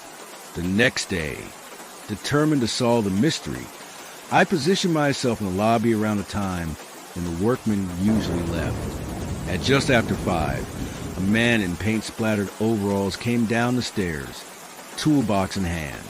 I approached him, introducing myself as his neighbor from flat 14. Just wondering how the renovation is coming along. I said casually, "Has anyone moved in yet?" The workman, Dave, according to the name stitched on his overalls, shook his head. "Nah, the place is still empty. Just doing some repairs to the bathroom and kitchen. Water damage." He hesitated, then added, "Strange job, this one. Keep having to redo things." "What do you mean?" He shifted uncomfortably. "Well, we fix something one day, come back the next, and it's like we never touched it. Tiles we replaced are cracked again. Paint we've applied is peeled off. Almost like..." He trailed off, looking embarrassed. "Like what?" I prompted. "Like the place doesn't want to be fixed." He finished with an awkward laugh. "Daft, I know. Just old pipes and damp. That's all it is. Anyway, no one's moved in. Place isn't nearly ready yet." I thanked him and returned to my flat, more confused than ever. If no one had moved in, who was playing music at night, and who was crying that night? I waited, almost expecting to hear the now familiar sound of Chopin drifting through the wall. But flat 16 remained silent. The next night, too. For nearly a week, there was nothing but the routine sounds of the workmen during the day, and complete silence at night. I began to think I'd imagined the whole thing, or perhaps misidentified the source of the sounds, until the night of the storm. It was a Friday evening in late October. I'd stayed late at the university, and by the time I started home, the rain had intensified into a proper deluge. Wind whipped through the streets, turning umbrellas inside out and driving the rain horizontally. By the time I reached Carlton House, I was soaked through despite my raincoat. The power was out when I arrived. The stairwell was pitch black, forcing me to use my phone's torch to navigate the 3 flights to my floor. The wind howled around the building, finding every gap and crevice, creating a mournful, keening sound that seemed to follow me up the stairs. I was fumbling with my key at the door of flat 14 when I heard a sharp cry from inside flat 16. Not the sobbing I'd heard before, but a single, desperate shout that could only be described as a plea for help. I froze, key suspended halfway to the lock. The cry came again, louder this time. A woman's voice high with terror. "Please, someone help me." All my earlier misgivings evaporated in the face of such naked fear. Someone was in trouble. I had to help. I moved to flat 16 and knocked firmly on the door. "Hello? Are you all right in there?" No response. Just the howling of the wind and the drumming of rain against the windows at the end of the corridor. I tried again, louder this time. "Hello?" I heard shouting. "Do you need help?" Silence. Then, just as I was considering whether to call security or try to force the door, I heard the click of a lock disengaging.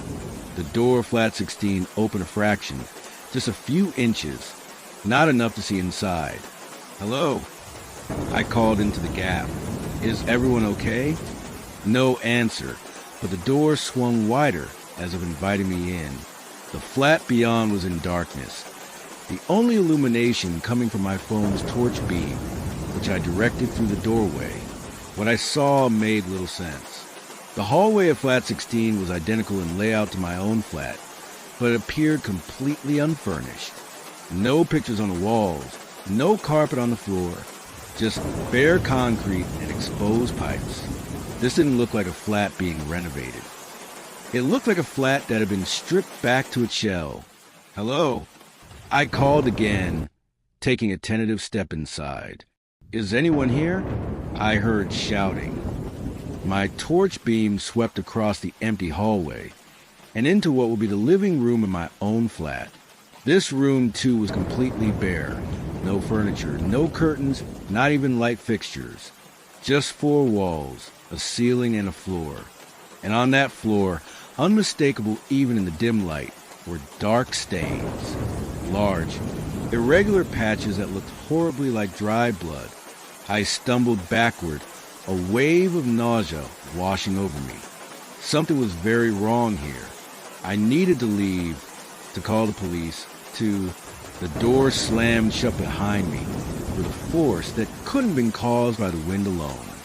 I spun around, heart hammering against my ribs, and found myself staring at a figure standing in the hallway between me and the exit. In the wavering beam of my torch, I could make out a woman. She was young, perhaps in her mid-20s, with long dark hair that hung in wet strands around a pale face. She wore a white nightdress, soaked through and clinging to her thin frame. Water pooled at her bare feet, but it was her eyes that held me frozen in place. They were entirely black, with no whites, no irises, just bottomless pools of darkness that seemed to absorb the light from my torch. "You came," she said, her voice a whisper that somehow carried over the sound of the storm outside. I knew someone would eventually hear me. I backed away involuntarily, my back pressing against the wall of the living room. "Who are you?" I managed to ask, my voice barely audible even to my own ears. She tilted her head at an angle that seemed just slightly wrong, slightly beyond the natural range of human movement. "I lived here," she said. Before what?"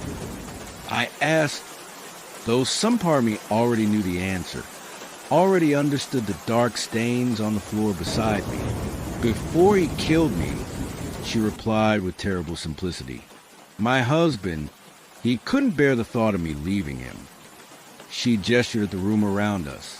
"They found me here, tried to clean everything up, painted over the walls, replaced the floor tiles. But some things don't wash away easily." I became aware of sound filling the flat. The same Chopin nocturne I'd heard before, though there was no visible source of music. It seemed to be coming from everywhere and nowhere, filling the space like water. "What do you want from me?" I asked, desperately trying to keep my voice steady. She moved closer, her movements jerky and unnatural, like footage being played at the wrong speed. "Company," she whispered. "It's so lonely here. No one stays. They all leave eventually. The sounds drive them away, or the dreams, or the cold spots that never warm no matter how high they turn the heating." She was only a few feet away now. I could see details I wished I couldn't. The blue tinge to her lips, the unnatural angle of her neck, the dark march around her throat that suggested how her... "I just want someone to stay," she continued, reaching out a pale, dripping hand. "Someone to talk to, someone to listen to the music with me. Is that so much to ask?" As her fingers stretched toward me, I noticed something horrifying.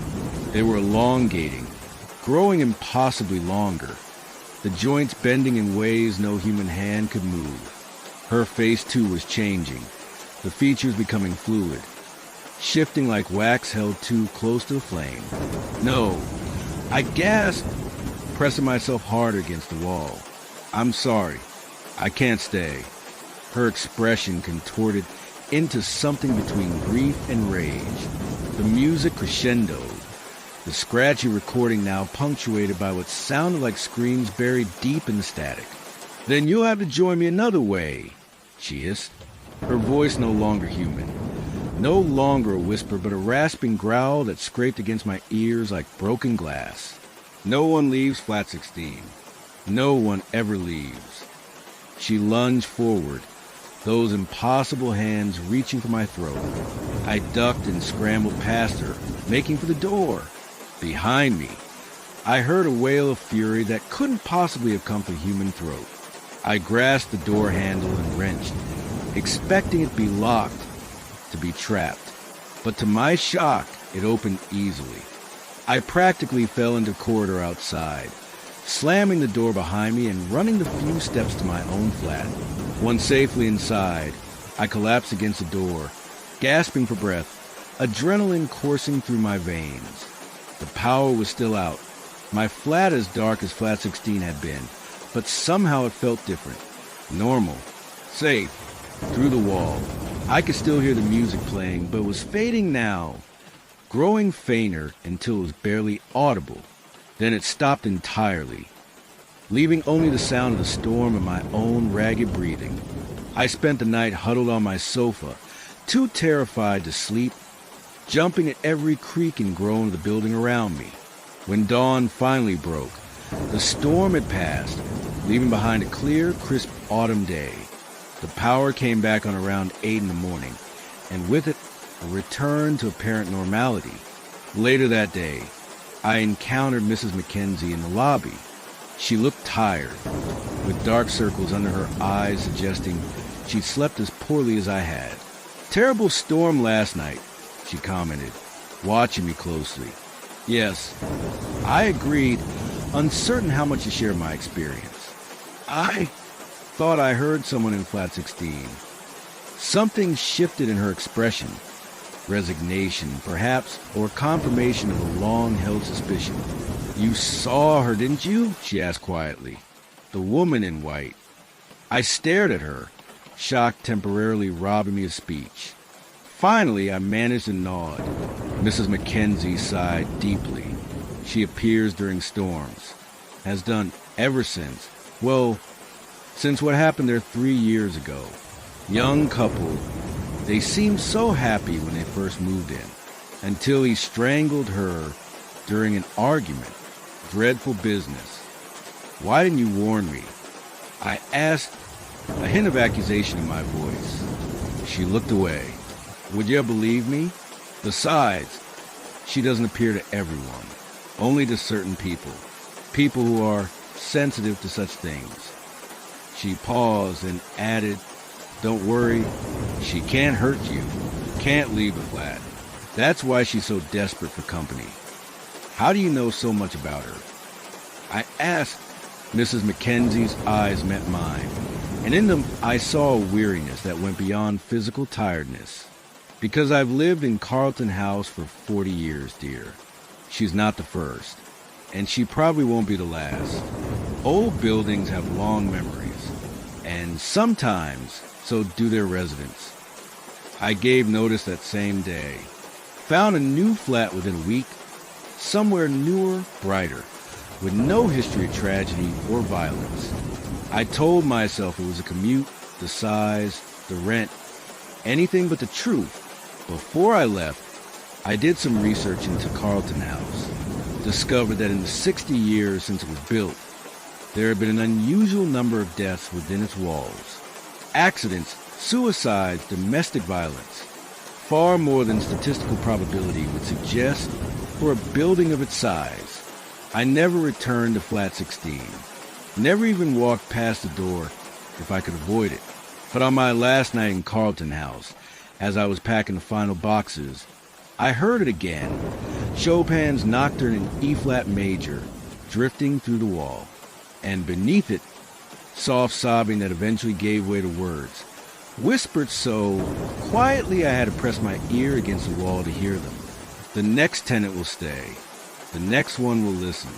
The next one will understand what it means to be trapped forever." I left Carlton House the next morning. Left Glasgow entirely not long after. But sometimes, when the rain is particularly heavy, when it drums against my windows with that same rhythm I remember from that night, I find myself thinking about Flat 16, wondering who lives there now, wondering if they hear the music at night, if they've seen the woman in white, if they understand yet what it means to be truly trapped.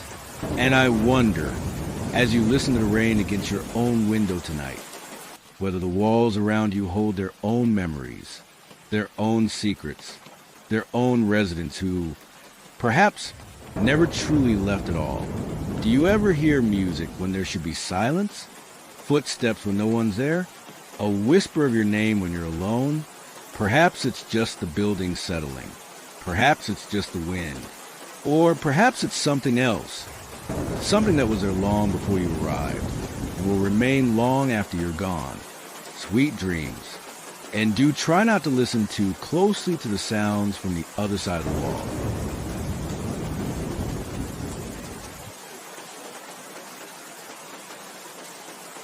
Have you ever received a phone call from an unknown number in the middle of the night? That moment of disorientation as you're pulled from sleep, fumbling for your phone in the darkness, wondering who could possibly be calling at such an hour? There's something uniquely unsettling about it, isn't there? The intrusion of an outside voice into the sanctity of your nighttime solitude. I wonder, as the rain patters softly against your window tonight, if you've ever answered such a call and heard something that made your blood run cold. Something that shouldn't have been possible. I have. And what I heard that night changed everything I thought I knew about the line between the living and the dead. It happened 3 years ago, when I was working as a night manager at a small hotel in the Lake District. The lakeside, it was one of those quaint, family-run establishments built in the Victorian era, all creaking floorboards and slightly uneven doorways. It had only 15 rooms, catering mainly to hikers and tourists drawn to the area's natural beauty. Night shifts at the lakeside were typically quiet affairs. After the bar closed at 11 and the last guests retired to their rooms, I was alone at the reception desk until morning staff arrived at 7. My duties were minimal. Answer any late-night requests from guests, process the occasional emergency booking, and most importantly, be there in case of fire or other calamity. I didn't mind the solitude. I was working on my doctoral thesis at the time, and the quiet hours gave me ample opportunity to read and write while earning a modest wage. The hotel's owner, Mrs. Harper, a widow in her 70s, was happy to have someone reliable handling the overnight hours while she slept in her private quarters at the back of the building. The night in question was in late October. The tourist season was winding down, and we had only 4 rooms occupied, a retired couple in room 3, a solo business traveler in room 7, and a young couple in room 12. Outside, a fierce autumn storm had rolled in from the Irish Sea, bringing with it sheets of rain that lashed against the windows and a wind that moaned through the eaves of the old building. By midnight, the hotel had settled into its nighttime hush. The guests were all in their rooms. The cleaning staff had departed hours earlier, and Mrs. Harper had retired after her customary cup of chamomile tea in the small office behind reception. I was alone in the lobby, a mug of coffee at my elbow, my laptop open to a half-written chapter of my thesis. The hotel's phone rang at exactly 2:17 a.m. I remember the time distinctly because I just checked my watch, calculating how many hours remained in my shift. The sudden shrill noise made me jump, sending a splash of lukewarm coffee onto my keyboard. The lakeside had an old-fashioned landline with a separate line for each room, allowing guests to make external calls or ring down to reception. The illuminated panel on the phone showed that the call was coming from room 8. I frowned, reaching for the handset. Room 8 was unoccupied. It had been vacant for nearly a week, ever since the last guest had checked out. Perhaps one of our current guests had mistakenly gone into the wrong room, but that was unlikely. Each room key was clearly numbered, and the doors all locked automatically. Reception, how may I help you? I answered, expecting to hear nothing, assuming it was some sort of electrical glitch in the aging phone system.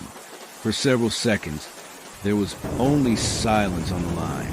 Then, faintly, I heard what sounded like breathing, slow, labored, as if each breath required tremendous effort. Hello. I tried again. This is reception. Is someone there? More breathing, louder now.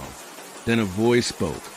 A woman's voice, barely above a whisper, the words slurring together as if spoken through great pain or exhaustion. Help me, please. Room 8. I can't move. My first thought was that someone had indeed accessed the supposedly empty room and was now in distress. A guest who had fallen, perhaps, or was experiencing a medical emergency. I'll be right there, I assured her, already standing up, reaching for the master key kept in the drawer beneath the reception desk. "What's happened? Are you injured?" "Cold," the voice whispered. "So cold. Please hurry." The line went dead. I hurried from behind the desk, master key in hand, and made my way up the grand staircase to the first floor where Room 8 was located. The storm seemed to have intensified, rain now hammering against the windows with violence that made the glass panes shudder in their frames. The wind had found its way into the hotel's corridors, creating draft that caused the old building to creak and moan like a living thing. The corridor leading to Room 8 was dimly lit, the Victorian wall sconces casting pools of warm light that did little to dispel the shadows gathering in the corners. As I approached Room 8, I noticed the temperature seemed to drop significantly. I could see my breath misting in the air before me, something that shouldn't have been possible given the hotel's heating system. I hesitated outside the door, a sudden, irrational fear gripping me. The woman had sounded so strange, her voice carrying quality I couldn't quite identify, but that raised the hairs on the back of my neck. But someone was in distress. It was my duty to help. I knocked firmly. "Hello? It's the night manager. Are you all right in there?" No response. Not even the sound of movement from within. I knocked again, louder this time. "I'm coming in, okay? You call for help." Still nothing. With a deep breath, I inserted the master key into the lock and turned it, pushing the door open slowly. Room 8 was in darkness. I reached for the light switch just inside the door and flipped it, but nothing happened. Power outage in just this room? That seemed unlikely, as the corridor lights were still working. "Hello?" I called into the darkness. "I'm here to help. Where are you?" Silence greeted me. I fumbled for my phone, switching on its torch function, and directed the beam into the room. The light revealed a standard hotel room, apparently unoccupied. The bed was neatly made, the curtains drawn against the night. Nothing seemed disturbed or out of place. There was no sign that anyone had been in the room, since the housekeeping staff had prepared it for the next guests. I stepped fully into the room, sweeping my torch around the space. The bathroom door was ajar, showing only darkness beyond. "Is anyone here?" I called again.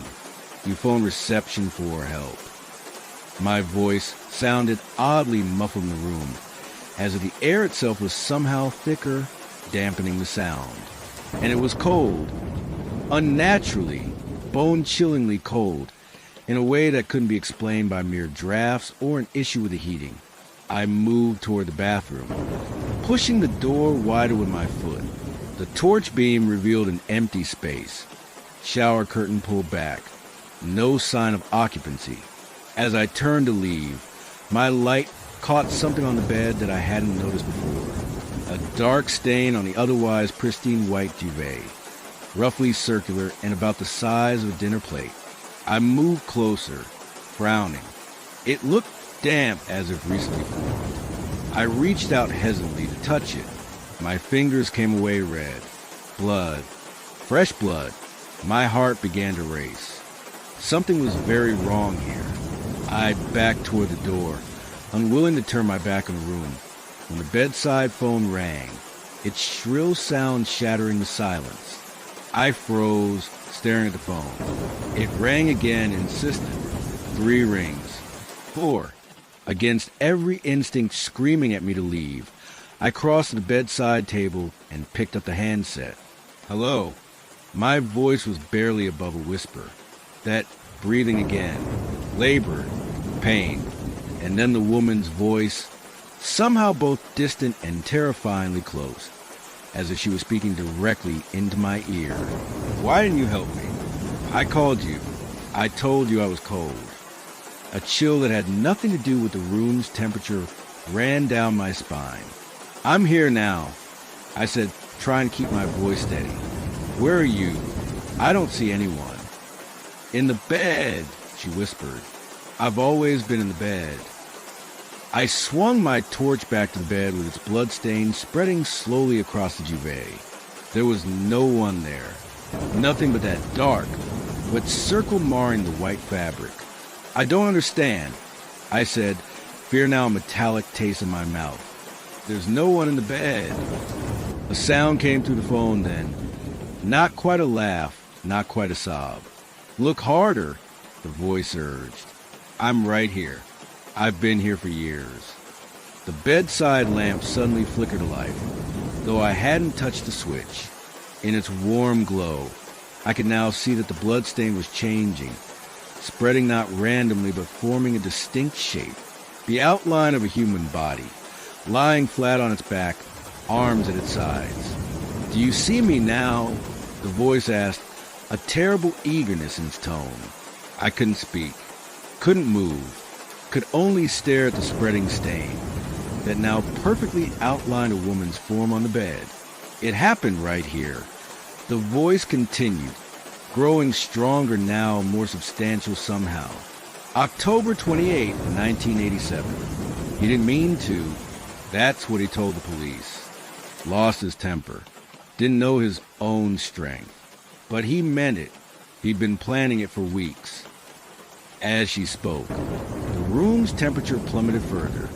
My breath came out in visible clouds, and a layer of frost began to form on the windows, creeping across the glass in delicate, fern-like patterns.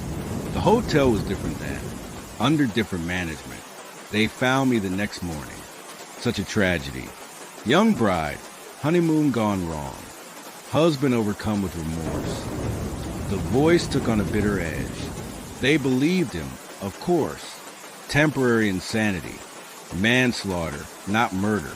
He was out in 7 years. I finally found my voice. Who are you?" "Elizabeth," she replied. "Elizabeth Chambers.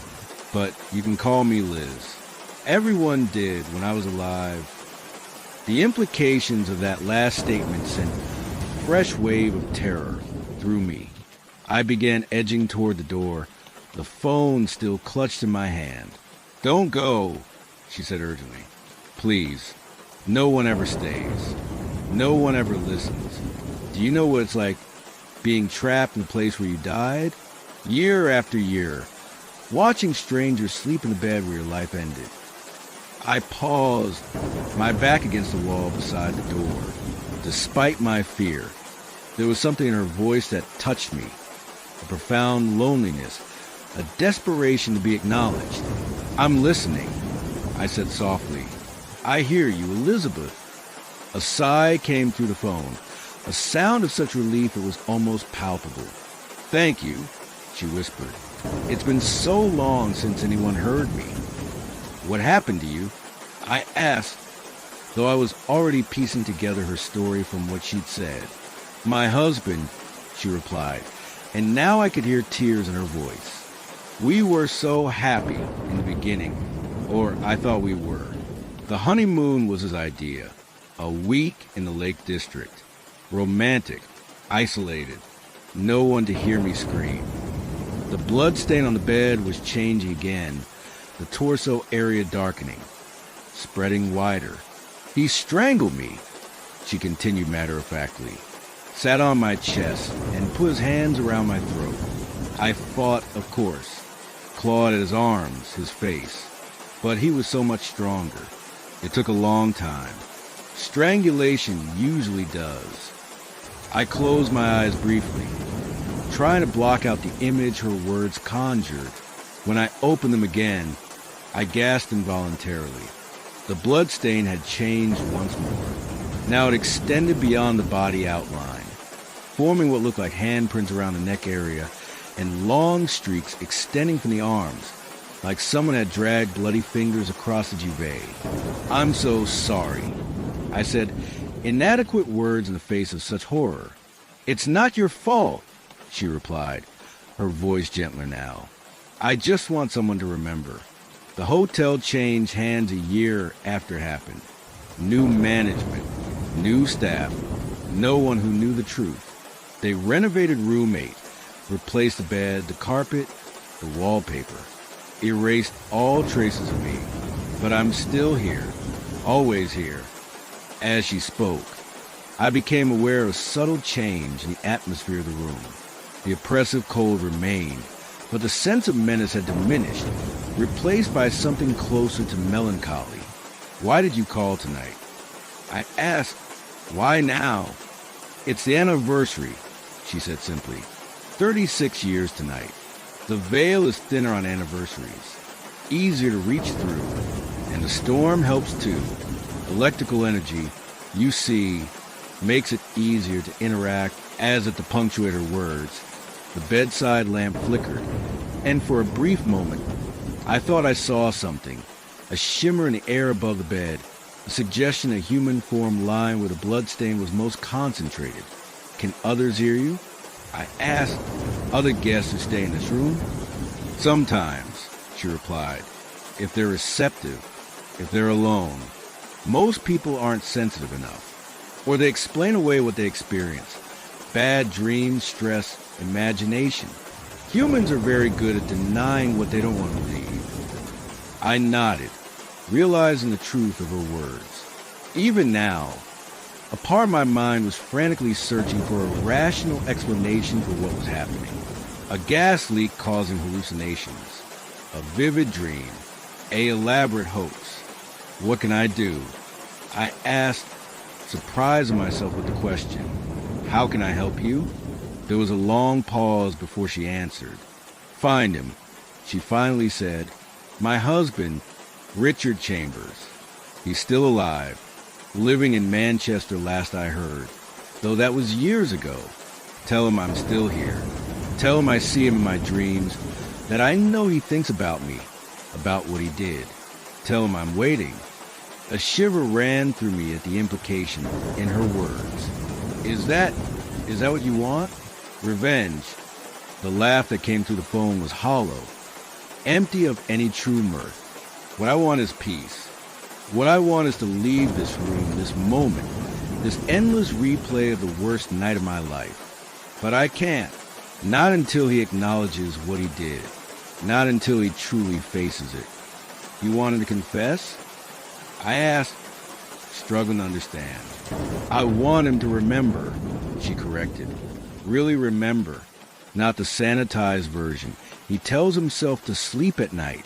The truth, the reality of what it means to take a life. To sit and watch the light fade from someone's eyes. To feel them struggle and then go still beneath your hands. Her voice had taken on an edge again, sharp with decades of pent-up rage and pain. I swallowed hard, uncertain how to respond.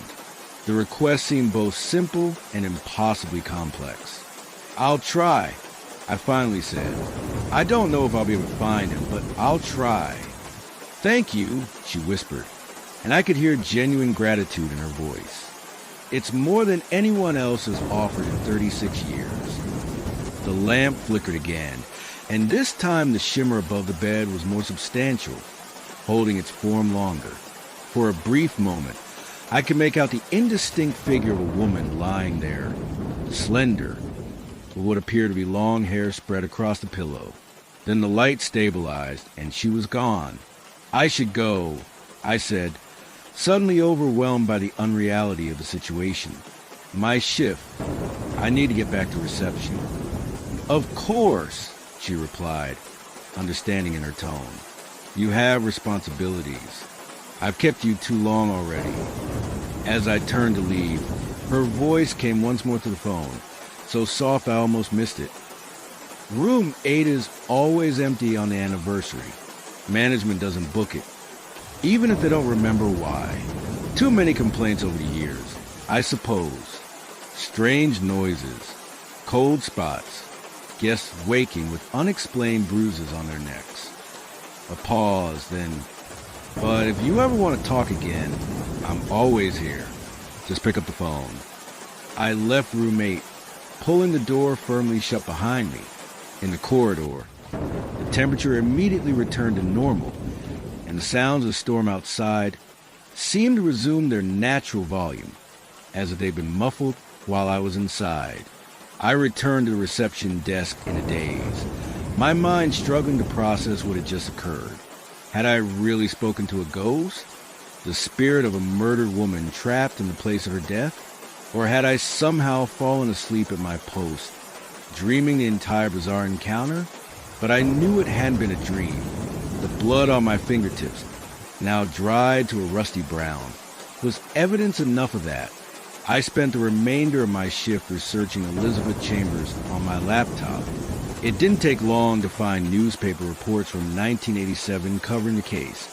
A young bride found strangled in a lakeside inn. Her husband claiming he'd snapped during an argument. Richard Chambers had indeed been convicted of manslaughter rather than murder, serving 7 years of a 12-year sentence. And he was alive, living in Manchester, as Elizabeth had said, working as an accountant, remarried with 2 grown children, a respectable life rebuilt on the foundation of a terrible secret. I never told Mrs. Harper about what happened that night. Would I have said that I'd had a conversation with the ghost of a murdered woman and roommate, that the room was haunted by a bride strangled on her honeymoon 36 years ago? She would have thought I was mad or playing some kind of tasteless prank. But I did find Richard Chambers. It took some time, some careful approaches. But eventually I met him at a cafe in Manchester, a gray-haired man in his 60s, outwardly ordinary, with nothing to suggest of violence in his past. I told him about my experience in Roommate, about Elizabeth, about her message. He didn't laugh or dismiss me as I'd half expected. Instead, he went very pale, his hands shaking so badly he had to set down his coffee cup. "I dream about her," he whispered, not meeting my eyes. "Every night for 36 years. I see her face, feel her struggling beneath me. I wake up choking, as if I'm the one being strangled." He looked up then, his eyes haunted. Is she in pain?" "She's trapped," I told him honestly, "reliving her death night after night. She can't move on until you truly face what you did." He nodded slowly, tears forming in his eyes. I've been running from it for so long, telling myself it was a moment of madness, that it wasn't really me who did that terrible thing. His voice broke, but it was me. I planned it. I waited for the perfect opportunity, and I did it deliberately, consciously. I watched her die. 2 weeks later, Richard Chambers walked into a police station in Manchester and provided a full, detailed confession to the premeditated murder of his first wife. New evidence, he claimed, a journal he'd kept at the time, detailing his plans, hidden all these years in his attic. The case was reopened, the manslaughter convictions vacated and replaced with murder. I visited room 8 one more time before I left the Lakeside Inn. It was exactly 1 year after my first encounter. Another stormy night in late October, the anniversary of Elizabeth's death. The room was different. The oppressive cold was gone, the atmosphere lighter somehow. When I picked up the bedside phone, there was no answer, no labored breathing, no desperate whisper, just silence. But as I turned to leave, I caught a glimpse of something in the mirror above the dresser. Not my reflection, but that of a young woman with long dark hair and a gentle smile. She raised her hand in what seemed like a gesture of farewell, and then faded from view. I'd like to say that's the end of the story, that Elizabeth found peace after her husband's confession, that she moved on to whatever awaits us after death. Perhaps she did. The hotel has reported no further incidents in Roommate. No cold spots, no unexplained noises, no guests waking with bruises on their necks. But sometimes when I'm alone at night and the rain is drumming against my window, my phone will ring. And if I answer quickly enough, I'll hear nothing but breathing on the line. Soft, calm, no longer labored. Just enough to let me know she's still there, still reaching out across the divide between her world and mine. So I ask you, as the rain falls outside your window tonight, if your phone should ring in the darkest hours before dawn, will you answer it? And if you do, are you prepared for who or what might be on the other end of the line? sweet dreams. And perhaps, just to be safe, turn your ringer off before you sleep.